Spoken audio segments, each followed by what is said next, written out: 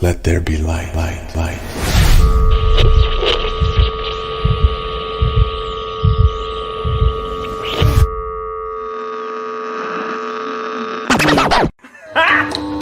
Got him! Got him!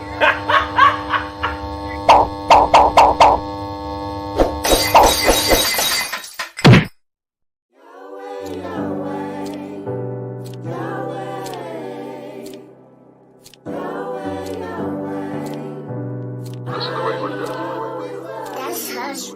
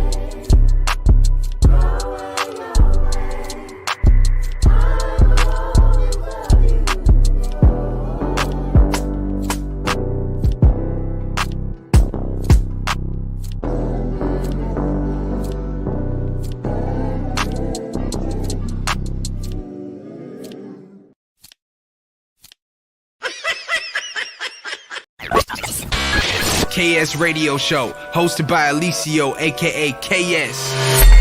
You got a new hot record you can't get on the airways? Well, they take music submissions over here at Alicio Torres 1989 at yahoo.com. Say what?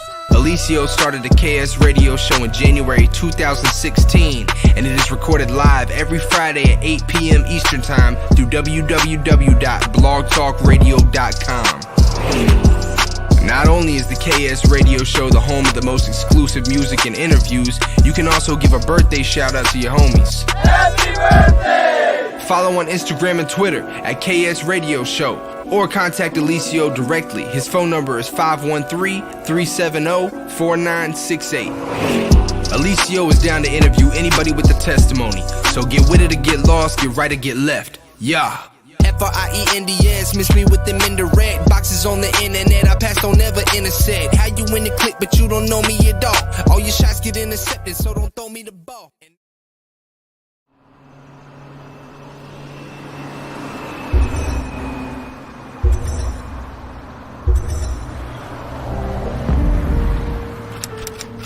I have a past.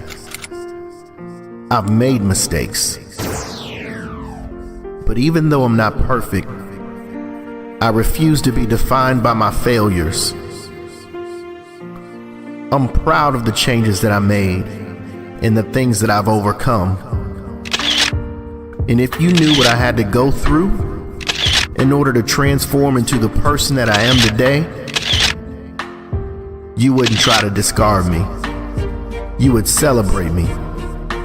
Besides, no one can cancel whom God has redeemed. What about you? Redeem culture. It's not just a brand, it's a movement.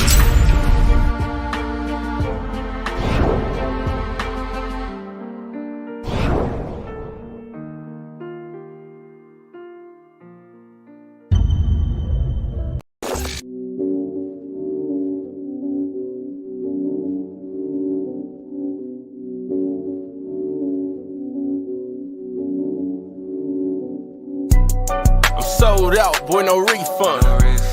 Don't play with me, I reach for it. Yeah. That 66, it'll get you right. Yeah. Boy, you know I'm on that Christ life. Yeah, I'm sold out, boy, no refund.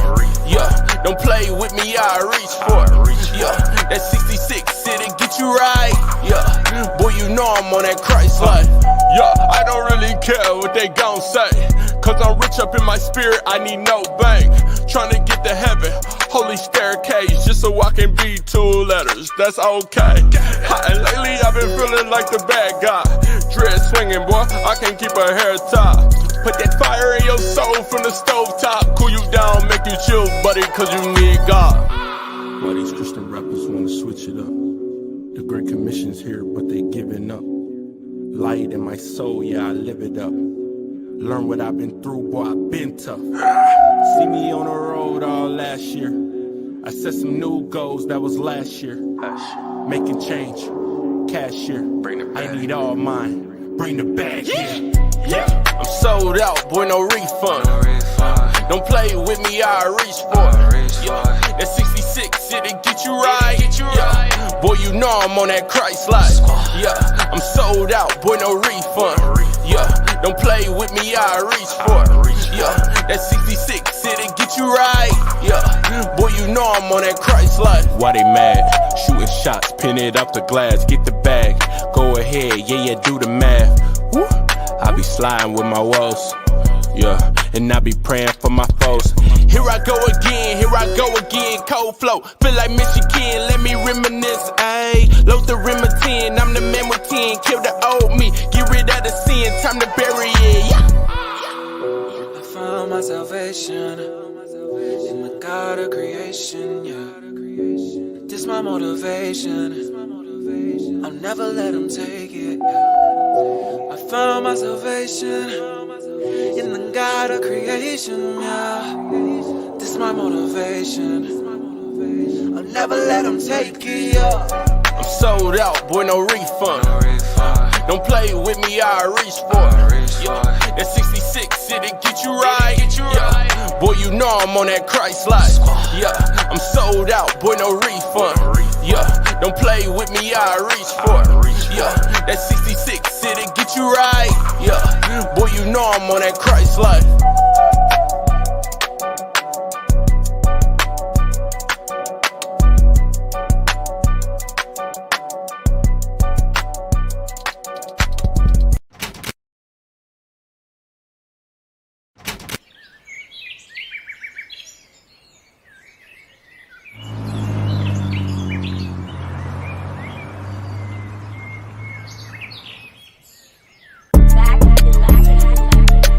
Yo,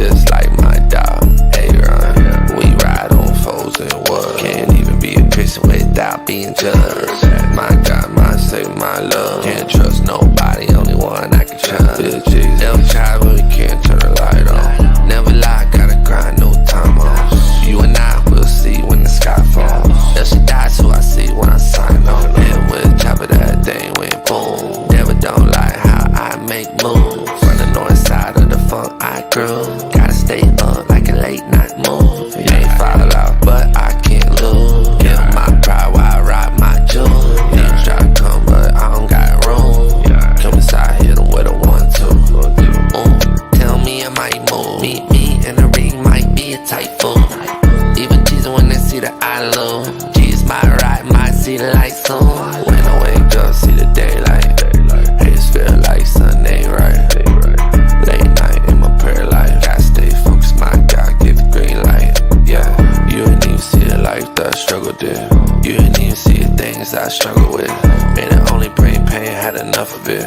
Now I'm saying Jesus says he'll come again. Him with a chopper, that thing went boom. Never don't like how I make moves. From the north side of the funk I grew. Gotta stay up like a late night move. May fall out, but I can't lose. Give my pride while I rock my jewels. Niggas try to come, but I don't got room. Come inside, hit 'em with a 1-2. I be rapping, I be capping, I be tapping, I be flapping, I be happen. Ning, ding, bing, wing. Yo. Sounds good. Would, could, should, hood. Good, mug, good, bug. If we say we'll come, will you shut your ass up? Got him! Got him!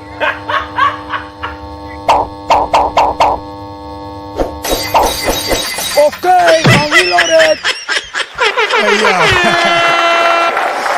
yo, I don't know. That little intro be getting me all the time, bro. All the time, man.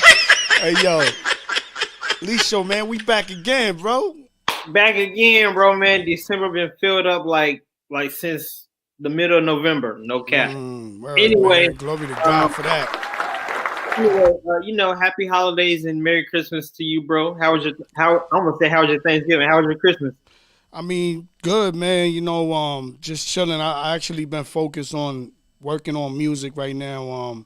Got some dope music coming up. You know what I mean? Glory to God for that I'm still able to make music today. So, word, man. Shout out to Jesus, right? But yo, not for nothing though. I would say we going from state to state with it, but I don't know. We going from country to country with it. That's a fact, boy. Podcast, boy. Yo, listen, man. Tonight we got somebody from Canada on the show. Super, super dope. Opportunity to be able to watch somebody's feet over there. Definitely want to say shout out to the chat too, man. Shout out to y'all, man. Y'all always there rocking with us, holding us down. So I don't want to overlook that at all. You know what I mean? I seen somebody in the chat say, we here to wash feet tonight. You know what I mean? So shout out to you for that, because that's exactly what we're here to do. God gave us an opportunity to be service to each other. He says, you'll know the children by the love that they have for one another. You know, the Bible tells us to esteem others greater than we esteem ourselves. So with that, man, we here to shine light on yet another brother in Christ. Super dope artist coming out of Canada. Shout out to Cultivate Culture. Look, the other night, I did a live playing the music. I said I was going to open the gift, but I didn't open the gift, man. So apologize for that. But for y'all that was watching that night, the gift that I was going to open was this shirt right here. Or actually, it wasn't even this shirt. It was the Sign to God hoodie. It was an orange hoodie. Sign to God. Yo, Gia, is there an orange hoodie over there? Well, while you look for the hoodie, we want to give a big shout out to Kiwi Morse, who is the founder and owner of Cultivate Culture. You guys see that we played his video called Sold Out, and Jay Muzic actually has on his shirt. Hold it up. Yo, right here, man, Sign to God sent me this joint, man. Shout out to Kiwi. Oh, no, actually, Kiwi is Cultivate Culture. All right. So, man, definitely want to say shout out to Sign to God for sending me that. Shout out to Kiwi for sending me this. You know, man, it's a lot of love coming from the body of Christ, Licio. A lot of love, man. A lot of love. So for those who don't know, you know who Sign to God is. The founder is Rashawn Jones, which is St. Jones. It's his stage name. He'll be on the show January 10th, I think. Anyway, definitely excited to have him on the show as well. So if anybody that's out there that's, you know, if you're trying to get your brand out there, you're looking for influencers, you're looking for promoters, we are here to promote you. So, you know, inbox us, send us some merch, and we definitely going to put it on the show and promote the websites and everything. Yeah, that's a fact. Yo, so check out, signtoGod.com, and also Cultivate Culture. When you spell cultivate and when you spell culture, instead of the U's, put a V. It'll pop right up. You got it right here, and right there. Somebody said, how do I submit a song? Information is at the bottom of the screen. Tonight is not the night to submit a song, but we do go live. So if you want to submit your song or your video, send it in. We'll play it when we go live. But tonight we got some exclusives coming up. You already know, man. We here to wash feet tonight, man, and we don't play no games when it comes to that. So with that, man, we're gonna say, you know what I mean, let's get into this joint. What we getting into, Licio? Bro, so since we are washing feet tonight, the best way that we can wash feet is to sharpen our brothers. So I want to give a big shout out to Iceberg with his track called Iron. If you guys haven't subscribed to the channel GodSon Listening Party, please do so. We're at 99 subscribers. Hopefully we can hit that milestone 100 subscribers before New Year's. Hey, yo, we rejoice over the little things. We understand 99 in today's culture might not be a lot, but we rejoicing, man, because we seeing progress on this side. Right. So shout out to Jesus, man. Well, the first exclusive song we're going to kick the show off tonight with is Iron Sharpens Iron by the homies Iceberg 517. Definitely follow him on social media. This song features Salt of the Earth and Big Steve, straight out of Cincinnati, Ohio. Man, shout out to Cincinnati, man. Yo, Cincy be in the building, no games, y'all. Y'all be holding it down on that side. I ain't gonna hold you, man. So go ahead, Lisa. My bad. Now real strong. You feel me? Yeah, word. That's a fact. And then we also got something brand new from the homie Salt of the Earth. So y'all gonna hear something old from Salt and something brand new. And I'm gonna give y'all that information after this song. But definitely enjoy this Iron Sharpens Iron. And if you are an encourager, and if you are a Christian or a disciple of Christ, you need to be encouraging not only the body of Christ, but also those who don't believe. Everybody needs encouragement, and we need to all sharpen each other, male and female. Let's get it. That's a super fact, man. Be a light in the world. The Bible talk about how you don't take a lamp and put it under a basket. You know what I mean? You want the lamp to give. Yeah, you know, you want it to give light to everything in the house. So Don't put your light under a basket. And with that, man, let's get into this exclusive joint. This right here is called Iron Sharpens Iron. Let's go. Okay, I'm reloaded.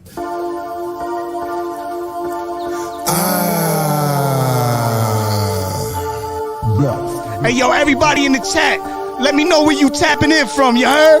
We worldwide tonight, baby. You supposed to seek knowledge from the cradle till you meet the end. We power each other up like we are the super friends. I got Christians with me, roll tight like Mexicans. My soul is spirit on me, slicing through a hater man. My brother saw the Steve, I told him about my issues. I know now you gonna dig this. Blade, the holy black Genzu.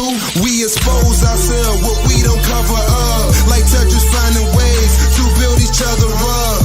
Jesus take the lead. Let's go. Shout out to the body of Christ. We only do this for Jesus, yeah. Don't try to run it high. No problems coming down.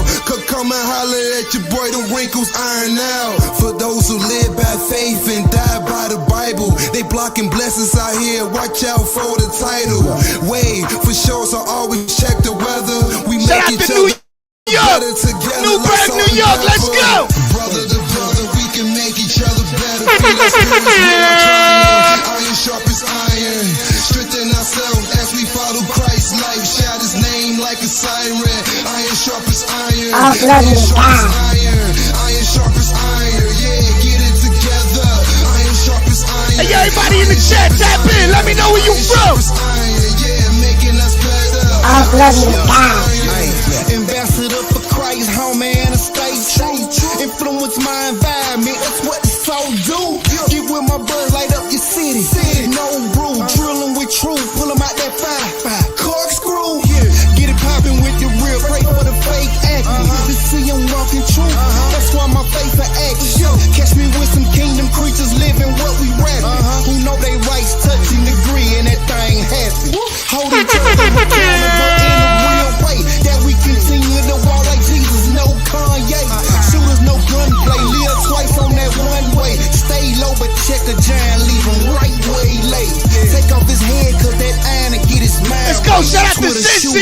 follow me as I follow Christ. Representing that Midwest. Told you we ain't done yet. Know some people that still smiling, but ain't getting no check. Some people be suspect. Not tripping, I can't stress.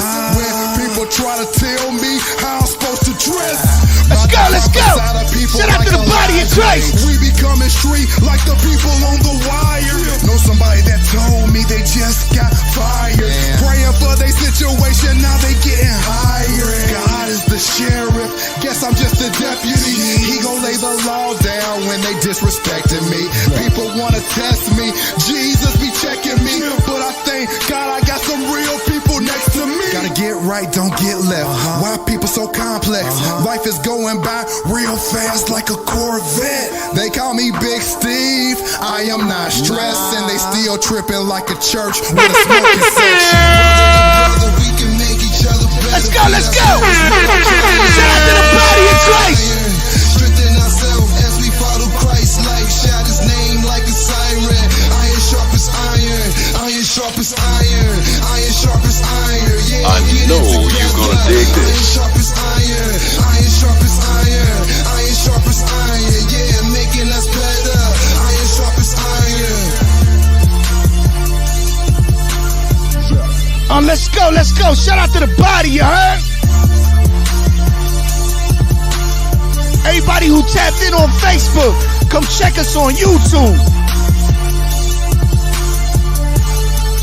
Facebook be hating, they don't be wanting to charge the streams. Let's go, man. Shout out to, hey yo, shout out to Iron Sharpening Iron. This joint right here, fire, man. Everybody who's tapped in on Facebook, please come check us on YouTube, you heard? We want to be able to bring this content to you. We want to be able to shine light on this brother that we got coming up, but we want you to hear about it. We want you to get to know who he is. Maybe subscribe and stream his music, but come tap in with us on YouTube, you heard? Facebook be hating, you heard? Facts. So again, man, shout out to Iceberg for that fire track. If you haven't heard of Iceberg, definitely follow him at it's at Iceberg 517 everywhere on social media. Definitely big brother in Christ, and he is godfather to my son Tristan.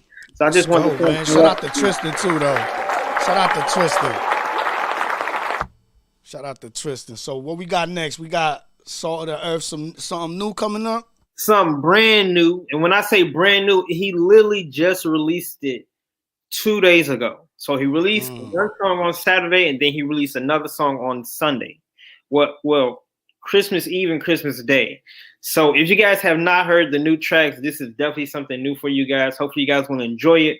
But if you want to help him stream, the songs are available on all digital platforms, and you can actually go to his website, saltoftheearth.com, and download each and every project, including these two brand new songs. One is called Kingdom Business, and then the other one is called Be the One, and it's featuring the homie GQ Motivate. Definitely tap in with Salt either on his website or on any streaming platforms and any digital platforms to help stream the project, stream the music. Anyway, we got Kingdom Business on the show tonight because we handling Kingdom Business tonight with the homie Noize, who is our guest tonight, December 27th. We're going to step into the new year being focused on God's business and kingdom business. You feel me? Let's go.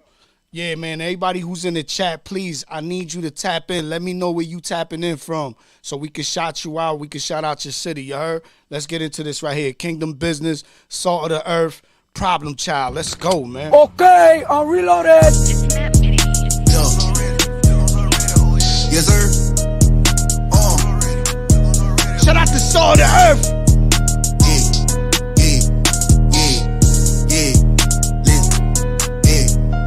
I'm ready on go, let's get to the beat. Ready on go, let's get to the beat. Ready on go, let's get to the beat. Ready on go, let's get to the beat.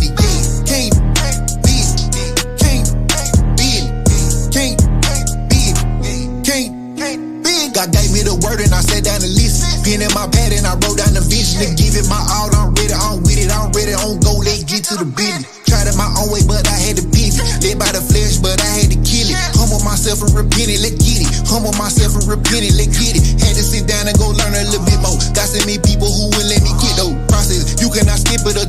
around it, you gotta go through it to get your breakthrough. So you can go to the next season in life, trusting God every step. Led by the Spirit, I'm moving in power. Led by the Spirit, I'm moving in power. I'm ready on go, let's get to the business. Ready on go, let's get to the business. Ready on go, let's get to the business. Ready on go, let's get to the business. Let's go, let's go. I know you gonna dig this. I'm ready on go, let's get to the business. Ready on go, let's get to the business. Ready on go, let's get to the business. Ready on go, let's get to the business.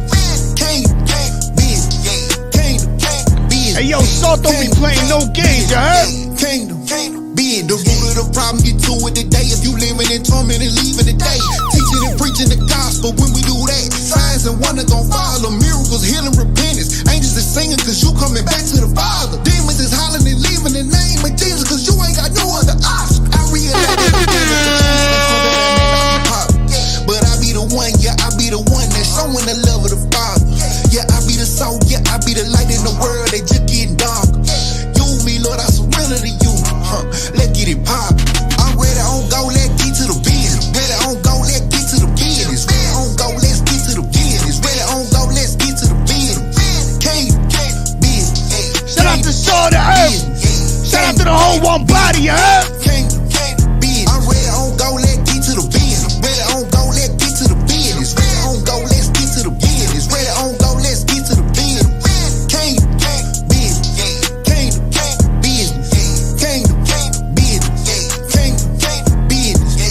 Let's go, let's go, let's go, let's go, man. That right there was fire. And you already know, man. Shout out to the one body.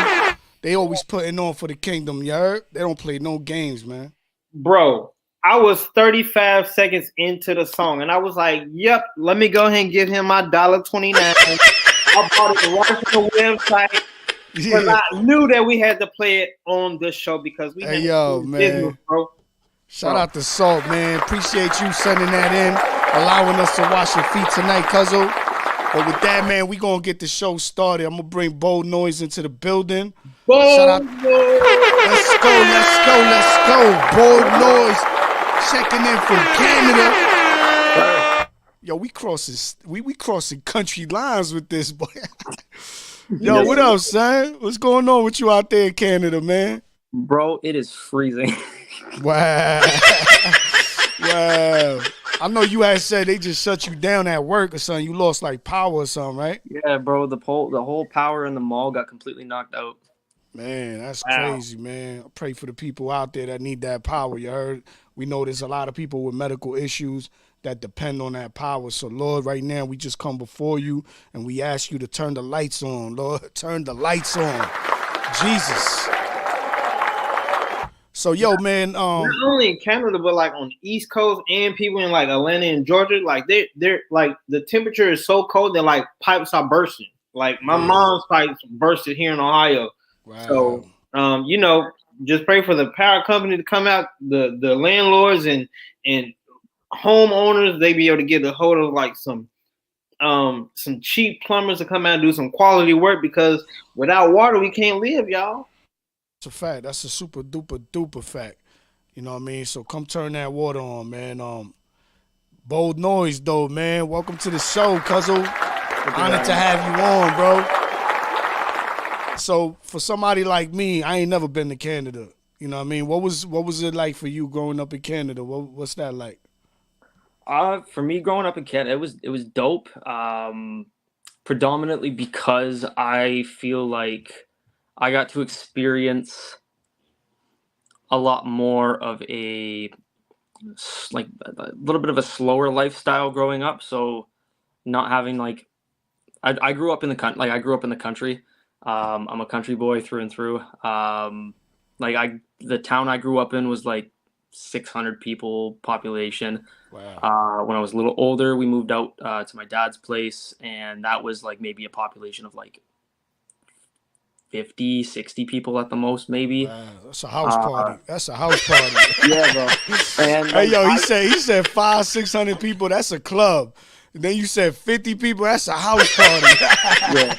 And so I got to grow up around like my dad. He's got like a huge property of like a couple hundred acres. So I got to grow up around I got to grow up around nature. I spent a lot of my time with my grandfather in the bush. We were chopping trees down for the winter, working on trails so we can get the tractor in the back. That's how a lot of my childhood was until I moved up to the city, which is just like half an hour, 45-minute drive into town. So I feel like I just got a little bit of a slower life. Like I had a little bit of a slower lifestyle. I don't feel like in terms of how hip hop is portrayed. For the longest time, I didn't really feel like I was right to represent the right to represent hip hop because of how I grew up for the longest time. So, being that you did say you come from the country, in these small type of towns and cities and all that. What was the hip hop scene for you? Like, how you get into hip hop? I got into hip hop. So when I got out of, for me, it's elementary school. For you guys, I think it's middle school for you guys. When I got out of elementary school, grade 8, I was super into like heavy metal, punk music, that kind of stuff. And so it kind of casually like evolved over to hip hop. It was Cole, Kendrick, Mac Miller, Eminem, just like pretty standard, pretty pretty much what was popular at the time. But the first time I ever heard a hip hop song, it blew me away. I was like, something like caught me. I was like, what is this? Like, where has this been like my entire life? Because I had never heard like hip hop, anything like that. Because like all we listened to in my family was classic rock, Christian music, and country music.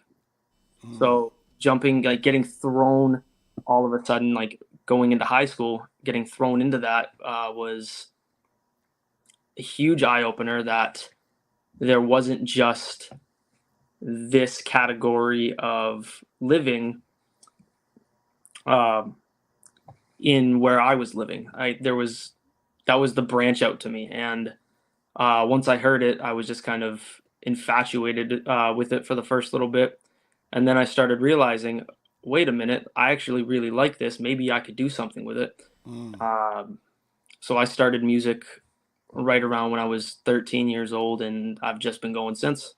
Been about a decade now. So if you had to describe hip hop, how would you describe it for you? I would say for me, at least in the era that I grew up in, I would have to say in the era I grew up in, I found hip hop to be pure and on the way. Like it was just before like mumble rap and that kind of stuff started like really dominating the genre. So the stuff I was hearing was very much so storytelling. It was very much so lifestyles from all these different artists. Like this is around the time Kendrick's Section 80 came out. This is around the time that Eminem's what was the album? Eminem's Recovery and the Marshall Mathers LP2 came out. So it was a lot of like passionate, pure, and like it felt real, especially with a lot of the stuff that was going on in my life. It felt like it was calling me to kind of share like my emotions that were on display. So when I started writing, it was a lot of I did a lot of secular stuff. It was more so just me trying to vent out my situations that I was in and any family stuff. But slowly that evolved with the more that I went to church. When we moved churches, the more I went to church, the more I wanted to start actually like, I could do this for Jesus and I can make music to lead people to Christ. I had just started teaching in a junior youth group as one of their youth leaders. So I was like, these kids, they're all from the city. They probably listen to a lot of like pop and hip hop on the radio. Maybe I can be a light to some of these kids that are just coming in and might have the same same living situations, same upbringing as I do. I like that. So with hip hop, right? Being that you come from, you said a rock background. You was into the heavy metal and all that, right? Yeah. So why not go the heavy metal route for you? I feel like for me, and this is one thing that kind of, I feel like hip hop actually kind of saved me in that regard. I noticed that. So let me break it down a little bit, because like you got to kind of go to the beginning to understand Guys, floor is yours, Pop. the metal. So I grew up Christian household. I grew up Christian grandparents on both sides. Christian mother, like father went to church. So I had all of that around me. I had huge musical influence. My dad played saxophone. My mom, one of the best piano players I've ever met in my life, and probably one of the best vocalists ever too. So I went to church every single Sunday. I never missed. My mom was the person who set up Bible camps during the summer for the kids. I was the one who would help out at those. I would volunteer my whole summer just to help her out with that. Home life, you would swear it was a completely different thing. My mom and my dad both had stuff they were going through. There was a lot of alcohol, a lot of drugs, those kind of things that were going on. And it kind of brought me into a place where I found myself in the latter years of elementary school, where I was faking sick, trying to stay home just because I was like, I'm scared something's going to happen to my mom. And that was kind of why I started listening to like more heavy music, because like, yo, I got to be hard. I gotta make sure like I can stand up when the moment's right. I got to make sure that I can defend. And that moment happened at one point. Me and my dad got into it when I was 12, and I ended up busting his nose, and him and I didn't speak for almost 10 years. And like my mom and dad, they separated, they got a divorce. Our initial church that we were with kind of shunned us out of the place because that the pastor at the time was very much so, there's no room for fault. There's no room for any wrongdoing, anything like that. So they kind of told us like, you guys need to go. You're not welcome here anymore. Wow. And so that kind of changed out my view of church for a couple of years, about 2-3 years. We were looking for a church for a couple of years. We didn't really have anywhere to go. So at the time when we moved out, we went and moved in with my grandparents on my mom's side. And at that time, I didn't really realize it until about a year ago and stuff like that. But at that time, my grandfather, who basically saw me, and he was like, he needs somebody in his life to show him how to be a man.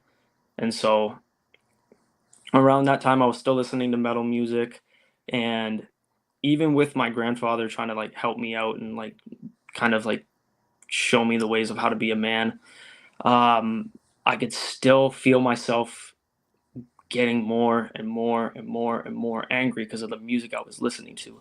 A lot of people don't understand that music, even if you tell somebody, oh yeah, no, that doesn't affect me, that doesn't do anything with me, blah, blah, blah, subconsciously, the words getting into your head, they're going to stick.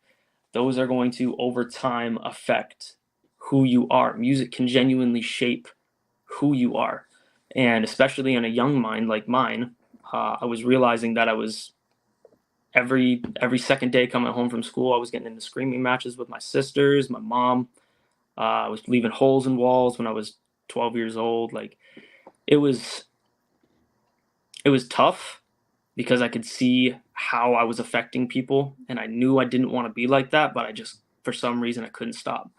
And so I found that when I started listening to hip hop, it really started pushing the metal music away, and I was starting to get this storytelling aspect, and I was starting to hear these stories from people who grew up in very similar situations, like Eminem's situations with his mom and his dad. Like that was something that really connected with me.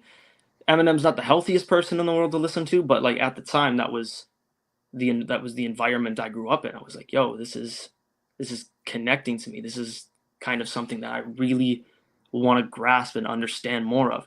So as time went on, I ended up starting to write, and I noticed the more that I wrote, the less angry I felt with my own life.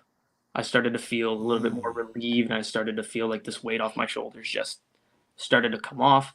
And then when we got to our new church, which had a lot of close family friends of my mom at the time, we started linking up, and I was the kid. I had headphones on all the time. I was like, even in church, I would have my headphones on and I would have music playing. I didn't want anything really to still do with it. So I was kind of there. I'd walk out, like sermon ended, blah, blah, blah. I'd get up, I'd walk out, headphones still on. And my youth pastor at the time, Jeremy, he stopped me, and he was one of the people that my mom knew when he was a little kid. So he stopped me. He's like, "Hey, I'm Jeremy. I know you guys are new here. I've known you for a very long time. I've known you since you were in diapers. And I wanted to invite you out to our senior youth group, knowing that you're in high school. I want you to come to our senior youth group." I was just kind of like, I just like to stay home, be in the basement and write. That's kind of how I like to spend my extracurriculars. And he's like, "No, like for real, come out, come enjoy yourself. It's a really fun time." And I went, and it was awesome. I met a bunch of amazing people there. Some people I'm still incredibly close friends with to this day. Some people who are even current youth leaders at that church right now. But as I started going to this youth group, I started realizing that, hey, there's kids in this junior youth group that I'm helping out with now that are in the same situations I am. They're understanding that there is, that their life has pain, that their family issues might not be the best right now. I've been through that. Let me give them some sort of lifeline. Let me give them some life. And that's just kind of how my journey into Christian hip hop started. And throughout the years, it just kept evolving. I got the chance to meet people like Beacon Light, Stephen Malcolm, who has been one of the biggest mentors I've ever had the pleasure of meeting, working with, chopping it up and just talking about how life's been going on. Kiwi, Kamani Jones, like the whole squad, IMG. I got the chance to just chop it up with these amazing brothers in Christ throughout the 10 years that I've been making music for. And it's always been something that just feeds into my life, and it gives me more to grasp onto. Helps me understand who Christ is, who his body is. And during COVID, that all kind of came to a standstill. Cause I was coming to Grand Rapids. I was coming to the States once a week for months on end at a time. And when the border closed, I couldn't do that. So the connection, the communication, that all kind of slowly drifted off with some of us. Like we've got a group chat that we still kind of message each other like here and there in, but everybody kind of like separated, did their own thing. But one thing I found out is over time, like not having that fellowship, still being the oddball out in my city, because hip hop's not the biggest thing in my city. We're still a very country, punk orientated genre infused city. So hip hop, especially Christian hip hop, is incredibly sparse here. I think, if I'm not mistaken, I'm maybe the only one, if not one of two people who are doing CHH in my city. So there's not a whole lot of church shows. It's a lot of me going and opening for artists like, who's the one artist I opened for? Dizzy Wright. Tech Nine was my most recent one. And I feel like that's kind of the big thing that God put, like the reason why God was like, listen, here's hip hop. Here's your mission. Your mission is to go to these places, go to these bars, go to these club-like settings, open for these artists who don't know me, and share my name with everybody that's there. So that's kind of been my journey in music. The last couple of years have been pretty difficult. I've still managed to keep up my music. There's been a couple of times where I've been very incredibly discouraged and not wanting to write anything. But overall, I've been super thankful to the people that I have around me. I've been super thankful for the people that have molded into me and just really put their hands on me the last 2 years and really just encouraged me to keep fighting, keep moving, and keep having faith that no matter what, there's purpose to this plan. Couple things you had said that stuck out to me. One was, being ostracized from the church. I would like for you to dive into that. And another one was, and I'm saying this so I don't forget. And another one was how hip hop was a form of it was like an outlet for you in a sense. You was not only dishing out, but you was also taking in, right? You was learning to be tougher. This was your intention coming in. And we always talk on this podcast how music has a spiritual connection. Oh, so the third thing was how music can alter a person's mind state, right? The words. So those are three things I wanted to not forget. I want to ask you about those things. So first, let's start off with the being ostracized from a church. How do you come back from something like that? Being somebody who grows up in the church, now being ostracized. How do you then turn back to the Lord after that? That was tough. Looking back on it, not knowing how traumatizing that is for a 12-year-old kid who's dealing with his own issues, dealing with his already set trauma.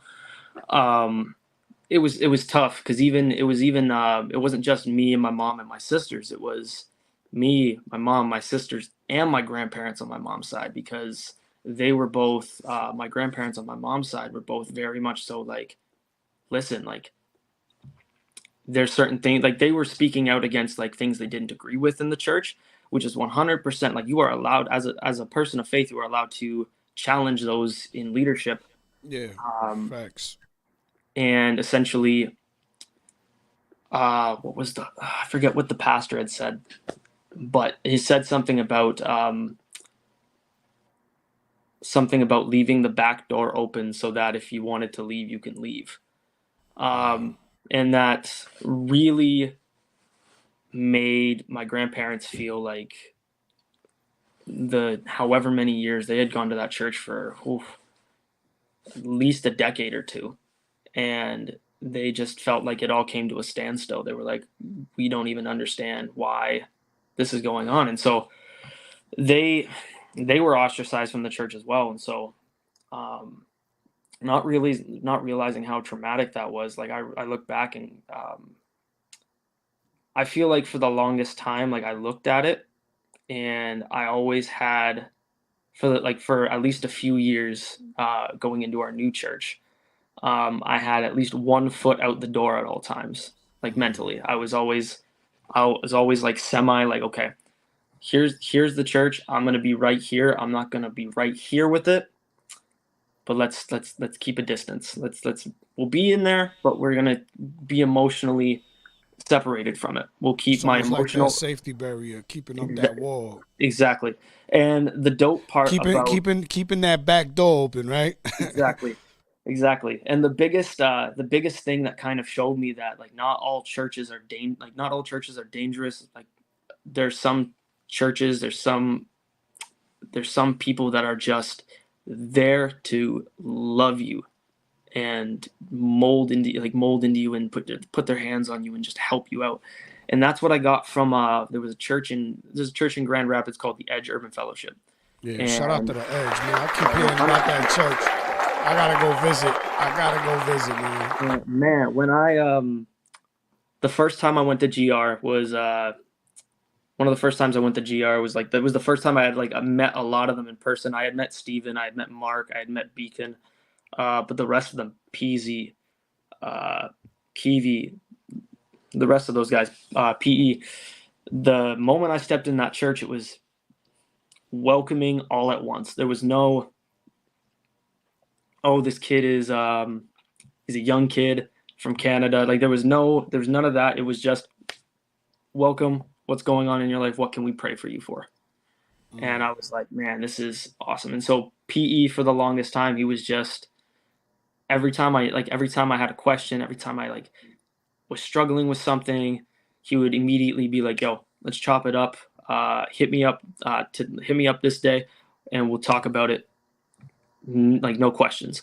And so like I spent a lot of my time talking with PE, talking with Zaymar, Steven. Like I spent like basically my whole from at least the ages of 17 up until even now, just spend as much time trying to hit them up and just grow, because those are the people, that is the circle that I feel sharpens me the most. So what would you say about those walls today? Do you still have those walls up? I definitely feel like in some cases, now that I'm a little bit older and a little bit wiser, and I kind of see some different churches, because like social media, you get to see a lot of different angles of a church, and like a ton of different churches. I feel like the walls necessarily aren't there, but there's man, I'm not really feeling what he's saying right now. But sometimes I feel like that's something that I got to look into my heart and understand, like try to figure out what's going, like why I feel a certain way. And then if I feel a certain way and it's backed up with scripture, then I challenge myself to be like, okay, then how can I maybe challenge other people to figure out why they feel a certain type of way too. I like that because I truly believe that we go through the things we go through so that we can relate to the people that God is sending us to, you know what I mean? And 100%. You know, so that's why I kind of wanted to, find out what was it that, because most people, right, when they dealing with church hurt, they actually hold that against God for some reason, right? Yep. Where it's like, I'm going to turn away from God, but it doesn't sound like you did that. It sounds like more like you put up a wall against the church, but not necessarily towards God. At least that's how I'm perceiving it. Maybe I'm wrong and you can correct me, but the reason why I highlight that, because I think it's so important for us not to allow men to get us offended towards God. Because as much as God is on your side and there's people that are going to represent God, those people are just humans, so they're gonna have error. They're going to let you down. One thing I always tell people around me is don't put your trust in me.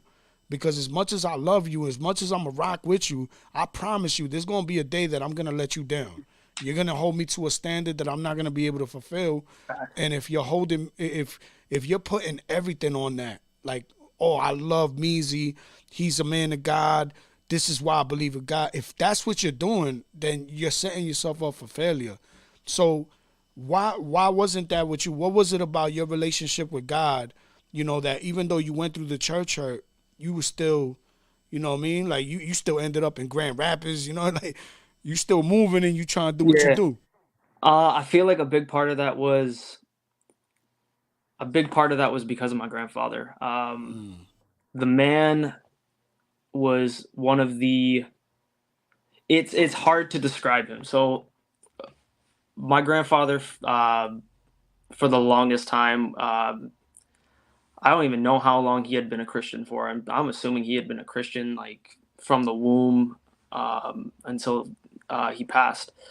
But the man had such a fire and such a knowledge of the word and of Jesus that it was contagious.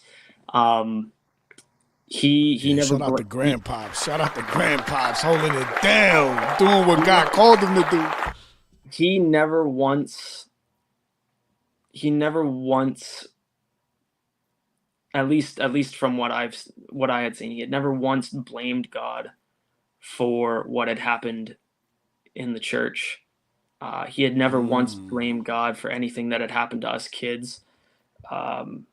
if anything, he would look at that and he would, it's why he pushed me so hard as a kid. It was, hey, like, summer vacation, you're not on vacation, you're out working with me in the garden, you're going down to the beach, we're raking up whatever we can, using it as fertilizer, we're going into the bush, getting some wood cut for the winter, we're going out, we're fixing some of the trails so the tractor can get to the house we're building for you guys. Like, it was always like, he's like, let's take you and let's mold you into a man right now.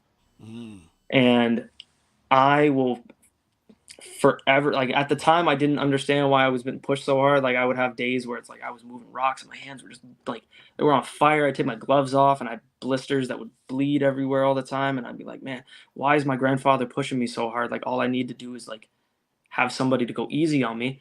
And now that I look back, I'm like, that is exactly what I needed, because like now as an adult, I love work. I love, like, that's the reason why I have such a passion for music, because I treat it as a job. I love to work. I love to stay productive. I love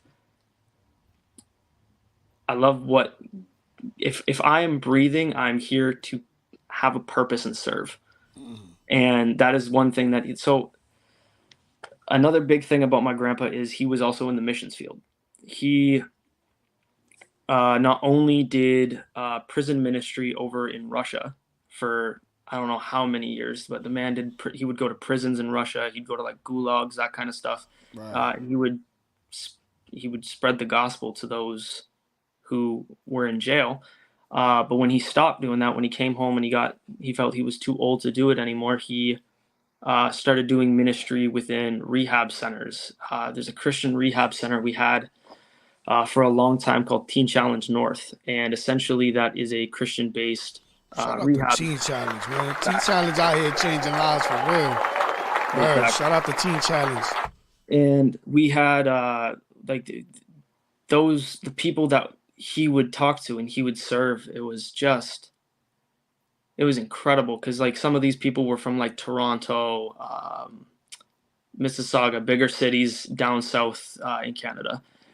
And like they come to this rehab center to get them out of that environment, and they would learn about Jesus, and they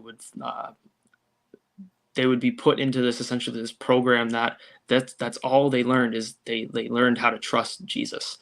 And my grandpa he never judged a single one of them for the problems that they were going through, for their addictions that they had.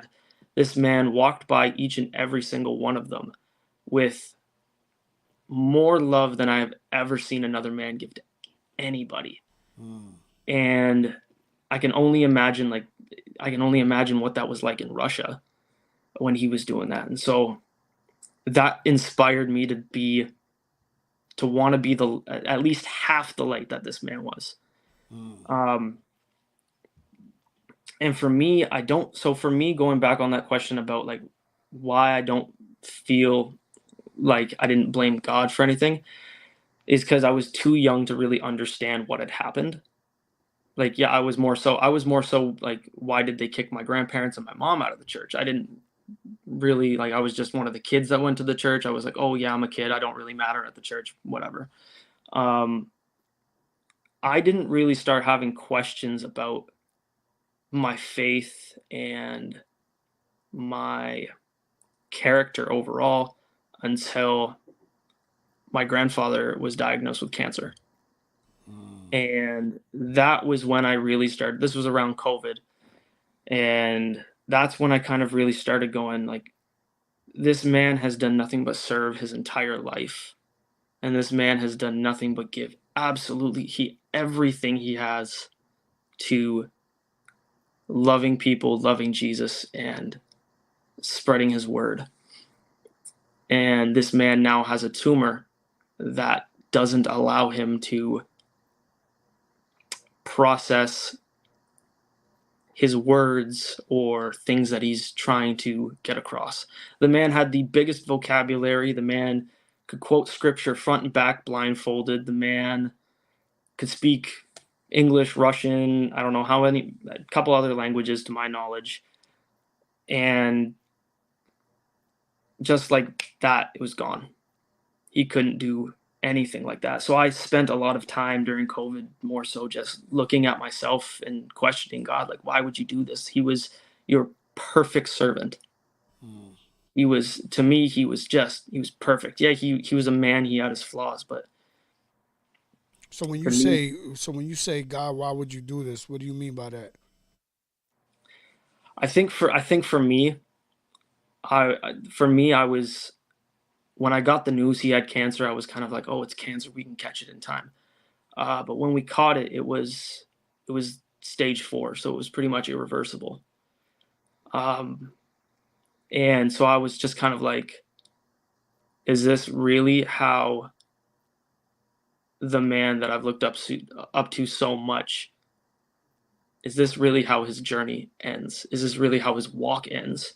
And so I just kind of like, one night I was sitting in the studio and I was just kind of like writing some songs, and I don't remember what podcast it was or what it came on. It was like an ad for something on like YouTube or whatever, and it was about the kind of cancer he had and like explaining the effects of it. And I was just I slammed my computer shut and I broke down and I was like, why would you give somebody who's, I just immediately questioned, like, he's done nothing but serve you, he's done nothing but love you, and he's done nothing but love your people. Why is this happening to him? And as time went on, time got worse. Like, he got worse. He went through his chemo, he went through his radiation, like he went through all of that, and he got better briefly. And I kind of neutraled out. I kind of came to a standstill. And then he got worse again. So that's kind of when I hit my point where I was like, man, I'm mad at God. Like, there's nobody that can convince me otherwise. Like, I was questioning absolutely everything I had stood for, all because the man that raised me and the man that showed me and questioned, like, and helped me understand who Jesus was, is no longer able to share that portion of him. And I was a mess. Like, I was an absolute mess. I went through like a radical transformation of like reconstructing myself. I kind of went into a spot where I switched genres very briefly. I went from hip hop music and I went back to that phase where I was like, yo, let's go into this other genre. Let's dabble in this other genre. I was working on like punk music. I was working on some pretty like aggressive stuff. And then we went to Thanksgiving that year.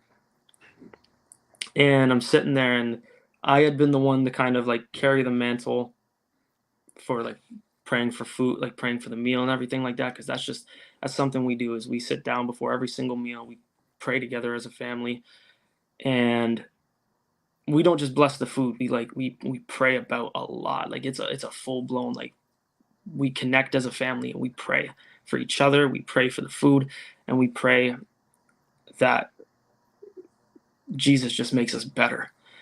And when I sat down, I helped my grandpa to the table, and my grandma instead of looking at me, he looked at my grandfather, and she's like, Pat, do you want to pray for dinner? And he was just he looked up, and he kind of like under his breath was just kind of like mumbling because he couldn't really say much. And all of a sudden, out of nowhere, the man just starts praying. Completely understand it. Like, I could understand every single word he said. The man was angelic. And I looked at him and I broke down, and I was like, even though he has this cancer, you still haven't left him. You still haven't stopped loving him, and even though he doesn't really know what's going on right now because of the cancer, you still love him, and you still hold him in your hands, and you're not gonna, there's a plan for this. Even though this disease is so deadly, there's still a plan for all of this. And so that, I got home that night, and I broke down, and I was just like, God, whatever you need me to do to fix whatever I've broken, whatever I've done, like just have your will be done and just come into my life and just completely radically transform who I am. I'm yours. I am your vessel. Let me be your light again. And from that moment forward, it was just anything that happened with my grandfather. I was like, I know that I'm not gonna have him around very long, but he's taught me everything that I need for this moment. And he's given me the wisdom to understand that Christ will always be in control no matter what. And so he passed away earlier this year, and shortly after he passed away, I put out an album that I had been working on during my transformation back into who I am today. And I had finished mixing and mastering the album that night that I got the call that he was gone. And I feel like every time I listen to that album now, I look back and I'm like, this was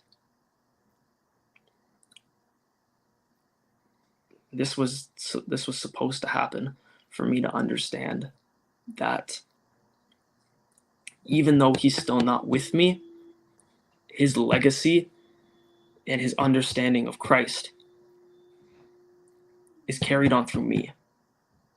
And that's why I'm still doing what I'm doing today, is to carry on my legacy, carry on my grandfather's legacy, to carry on his understanding of Christ and his wisdom and his love for other people, and put that out into the world. So first and foremost, man, let's take 12 seconds of silence for your grandpops.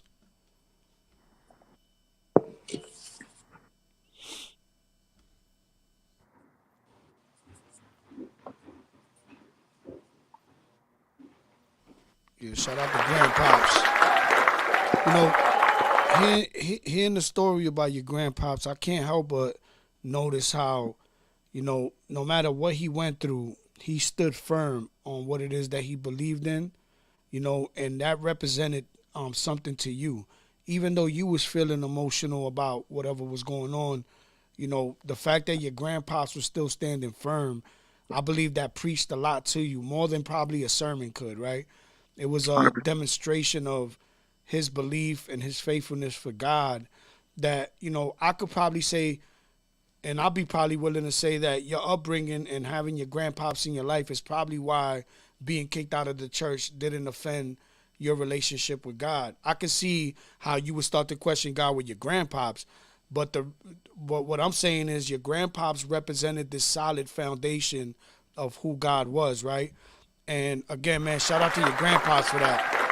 When we read the story of Abraham, you know, God calls Abraham out from his family so that he would teach his family, and like Abraham would teach his own household the law, statutes, and commandments of God, the ways of God, you know. And a lot of times it's easy to say that Jesus is king when everything works in your favor.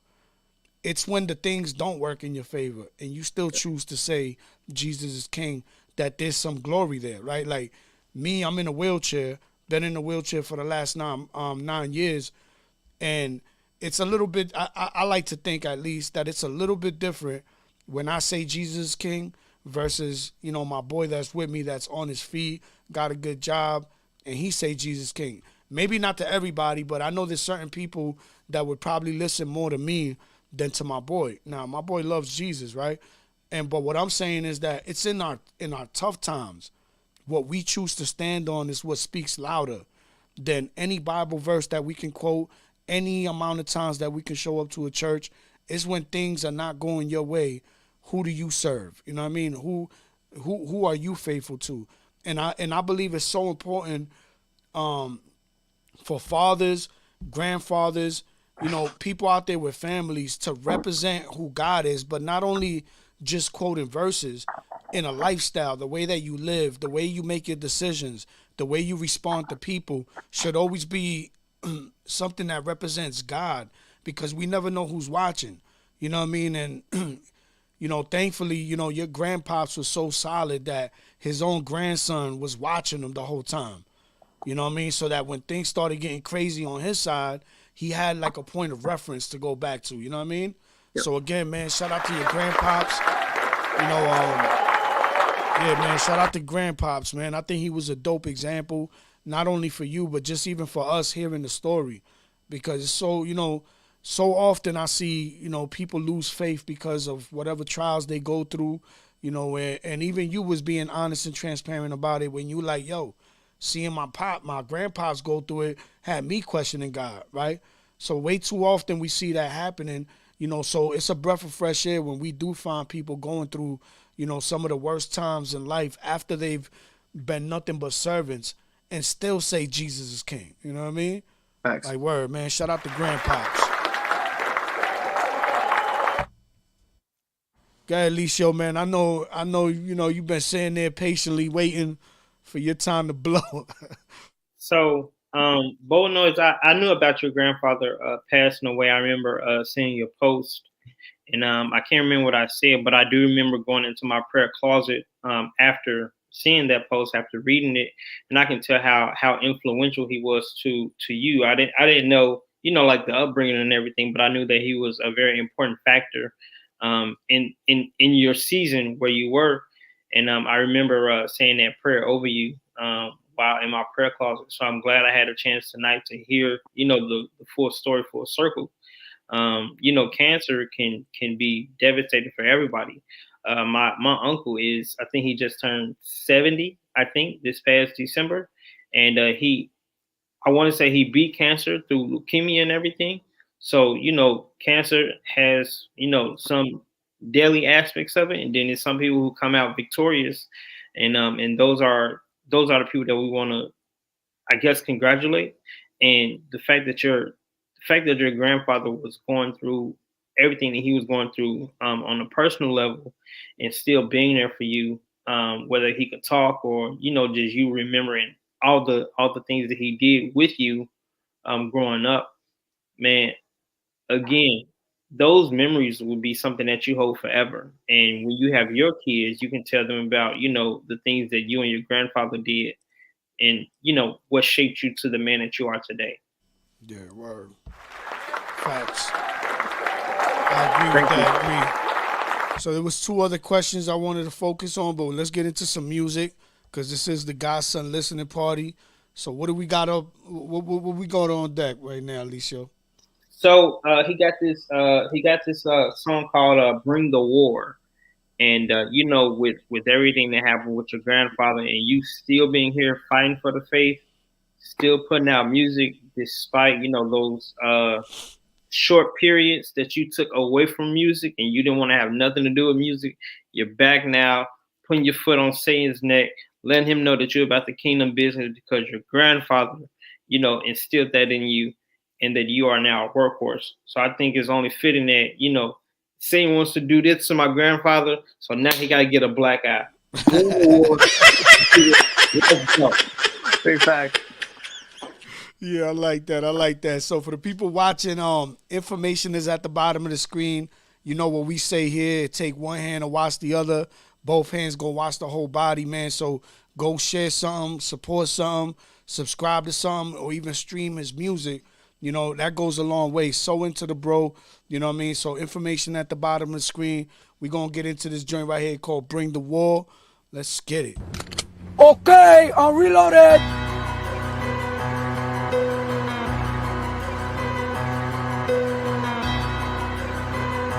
Let's go.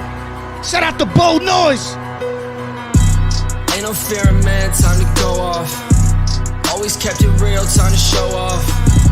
They don't want the smoke, so I live. These demons never win, so I tell them that they gotta bring the warrior. Bring the warrior. I know you're gonna dig this. Bring the warrior. Bring the warrior. All glory Bring to the God. warrior. Bring the warrior. Let's go, shit it love. Okay, I bring the war, got my holy force. You can't hang with us, bring the smoke. I want every bit. Is you man enough? Till kingdom come, I run it up. You ain't about to jam it up. My granddad told me grace is undeserved, but we still got that love like boom. My boy Steven on a roll, got the flow. There's levels to the skill we bringin', time to go. There ain't no drama in my space. I don't let ops around my people. I keep clear from all the stakes. I give thanks for all my blessings. I wouldn't be here without them. Trying to live my life to the fullest, cause that grace is astounding. I've been to a couple places with people broken and battered. If I'm called to pack my life up to go to serve them, I'm out there. That's the great commission we live in, fighting for all these souls. If my savior bore a cross, that's the least I can do to show that he saved me from my sin. Let's go. Shout out to the chat. This ain't music, this a sermon. The life that I see you, Axel. Ain't no fear in man, time to go off. Always kept it real, time to show off. They don't want the smoke, so I live. These demons never win, so I tell them that they gotta bring the warrior. Bring the warrior. Bring the warrior. Bring the warrior. Bring the warrior. Bring the warrior. Bring the warrior. All glory to God. All glory to God. Ready to go, cause I know he's in control. So I've been rocking the boat. Ain't gonna lose my way or lose my faith, cause I'm in full of that hope. Ready to give my all, do or die. Cause of the sacrifice, I'm alive. Ain't gonna switch up, never sell out, cause I've been bought with a price. Still on that same old mission, study the same old writtens. I was stuck for a long time, got the hindsight, I was tripping. But now I got new vision, cause Jesus got me different. But it still ain't easy, cause every day I gotta battle these demons. Go in for the Godhead, give him my praise when I break bread, making my statement. Came a long way on the stage from the basement. I'm so blessed, that grace is amazing, dog. You know I'm proud, cause we got the weaponry. I know I'm standing tall over the enemy. If I fall short, I know my God's ahead of me. He bore my burdens and took all my penalties, yeah. Me and my squad on a roll, IMG until we fall, yeah. We ain't never gonna stop, no eternity's the goal, ayy, whoa. I know that he's in control, I know G.O.D. the goal, ayy, yeah. I can't wait to see his face, 10,000 reasons and I know that there's more. Ain't no fear in man, time to go off. Let's go, let's go. Shout out to Noize. They don't want the smoke, so shout out to Canada. These demons never win, so bring the warrior, bring the warrior, bring the warrior, bring the warrior, bring the warrior, bring the warrior, bring the warrior, bring the warrior.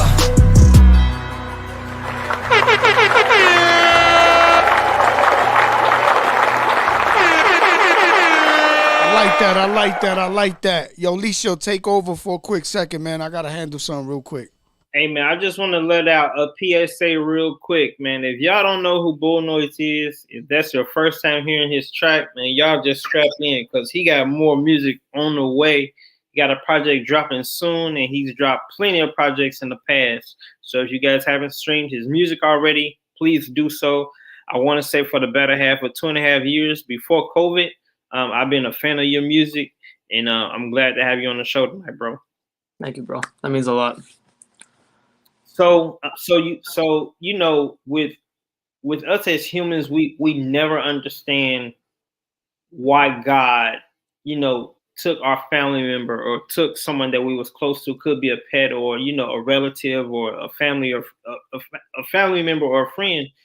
So, you know, with you being away from music, what inspired you and motivated you to, you know, come back despite all of, you know, life challenges? I think for that answer is super easy. It's understanding that, again, it goes right back to my grandfather. He had the strongest work ethic I've ever seen in my life. I don't think the man ever missed a day of work.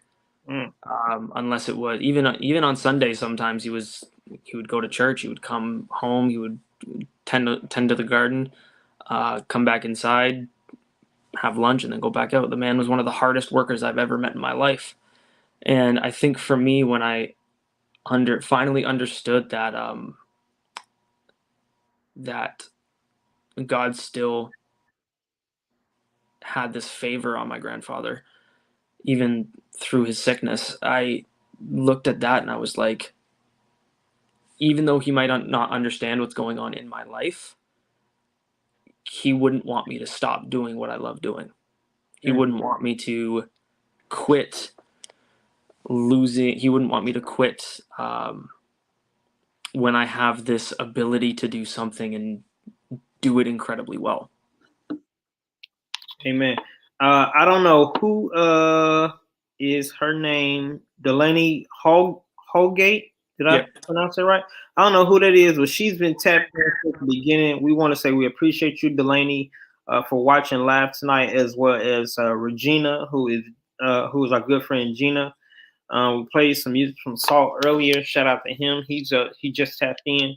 So, you know, if you guys haven't subscribed, please do.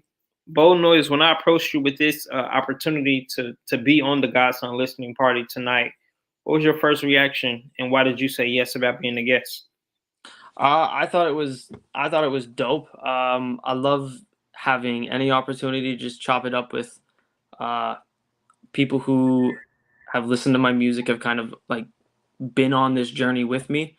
Um, and I just love having the opportunity to just share my story and to just kind of feed into other people, because that's just always what I've done. Is I've always looked for opportunities to feed into other people and ask if there's anything that they need prayer for, and if there's anything that I can help relate to. That's always just been my biggest thing, is just focus on loving people, and Jesus will do the rest. For sure. A lot of us, well, not a lot of us, but more than half of the people on planet Earth, they want to do music.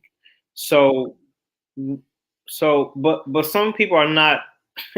You can do music, but that doesn't mean that you have the gift to do it, which means that it's not an anointing that God has put on your life. So, with you doing music, why do you think God chose you to do music?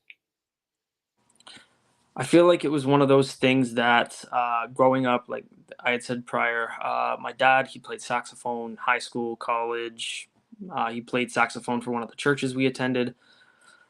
My mom, she played piano. She was in a quartet at one of the churches that we also attended. And I was actually I'd learned how to be the sound guy for their quartet. So I kind of got pushed into the technical side of things before anything else. I was like 9, 10 years old, working a soundboard flawlessly. And I just feel like with all the musical influence in my life, when I kind of started writing, I was kind of like, okay, yeah, this stuff might not be good now, but if I keep working on it, I know that it's going to be good. And when my craft started to evolve and my skills started to rise, once it got to a certain point, that's kind of when that's I think when God just kind of looked at it and went, okay, you know what? You're ready to start doing this.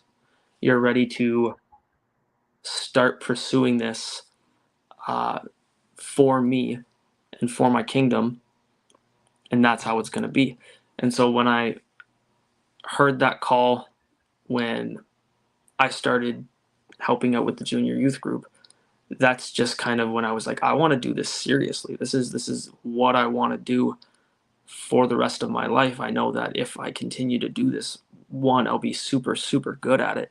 And two, I'll be able to just pour into people's lives and give them something to connect to as well.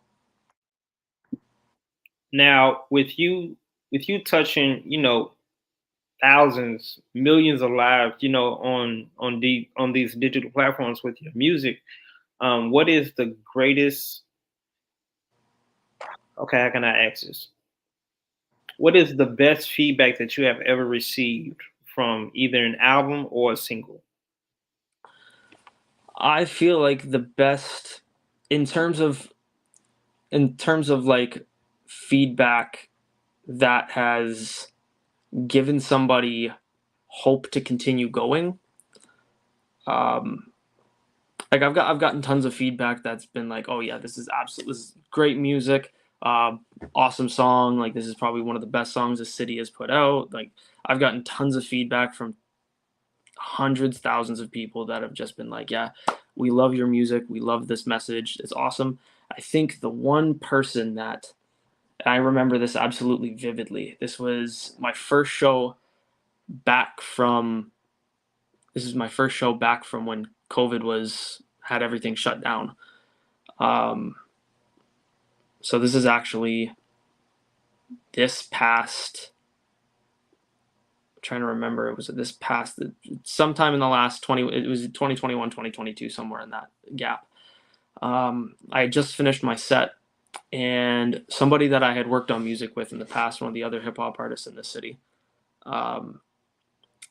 came up to me and he's like, buddy, I've been dealing with so much lately the last little bit. I had been like, I had seen some of his stuff posted on some of the stuff he had posted on Facebook when he was out of town working. And I was like, man, this guy he's hurting. He's not doing the best right now. So when I put my set together that night, like I had put certain songs together. And when I finished my set, he came up to me. He's like, buddy, like I needed this. I was in so much pain.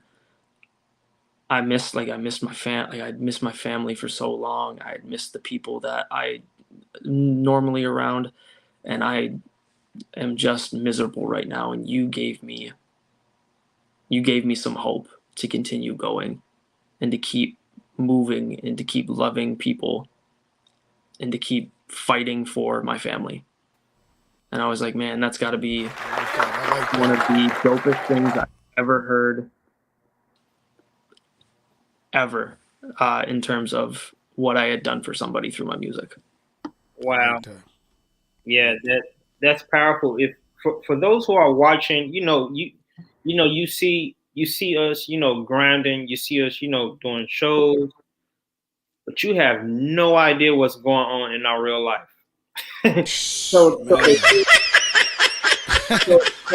if the walls could talk, right? If the walls could talk, man. So either to hear that, like you heard it, after a set, or like with Jay Meezy or I, if you inbox us and we read it and it makes us cry, that gives us extra motivation to keep going.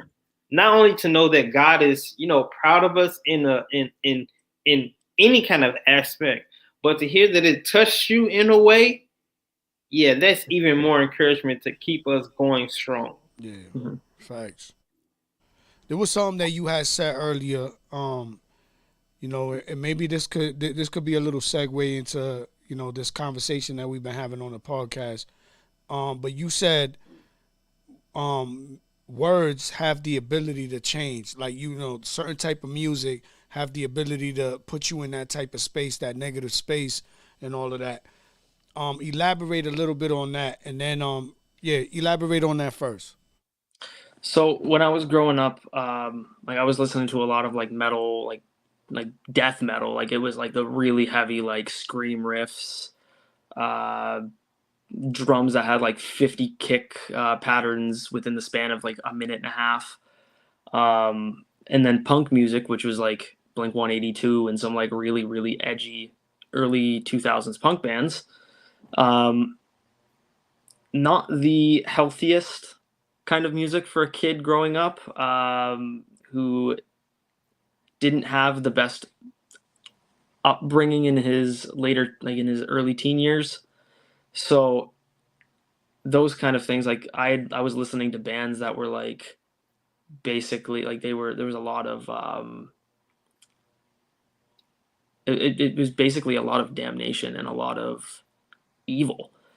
And I noticed myself, the more I listened to it, and the more, like, when my mom found out I was listening to this kind of stuff, she'd be like, no, I'm not going to let you listen to this stuff anymore. I was like, Ma, no, you don't understand this, that, like, it's not affecting me. I just really like the music. It sounds good, which it did sound good. Like, that music to this day, like, I went back, like, about a month or so ago, and I just hit shuffle on my music library, and one of those songs came on, and I was like, you know what? It sounds phenomenal in terms of, like, sonic. Like, I've always been somebody that loves music for how it sounds. Yeah, and me too. When I sat down and actually like dissected it, I was like, man, this is an evil song. Like it's like crusade level, like super like crusade pagan, like evil witchcraft kind of music. And I was like, this is what I was listening to when I was like in the years that were really forming who I am. I was like, what was I doing? Yeah, no, that's crazy that you say that, man, because, just to tie it into the conversation we've been having, I'm sure you're familiar with the rant that Kanye West has been going on lately. Yep. He's been, making his rounds and all that. But, so one of the points that he makes is the music and the content of the music, how people are praising adultery, people are praising murder, people are praising, using drugs and this, that, and the third, and then listening to what you're saying about how music, the words, the sound has the ability to, alter our reality, put us in these zones. What's your thoughts on Kanye right now running around? Now, I'm not talking about the Jewish stuff that he's been saying, because I know, that I think he might have painted with a broad brush or stroke or whatever, however you say that. But what I am talking about is the music itself. What's your thoughts on that? Man, I found it very I found it kind of hard to kind of get into that kind of stuff just because it's been heartbreaking to hear a lot of what's been going on. Like one of my favorite artists going down this kind of path.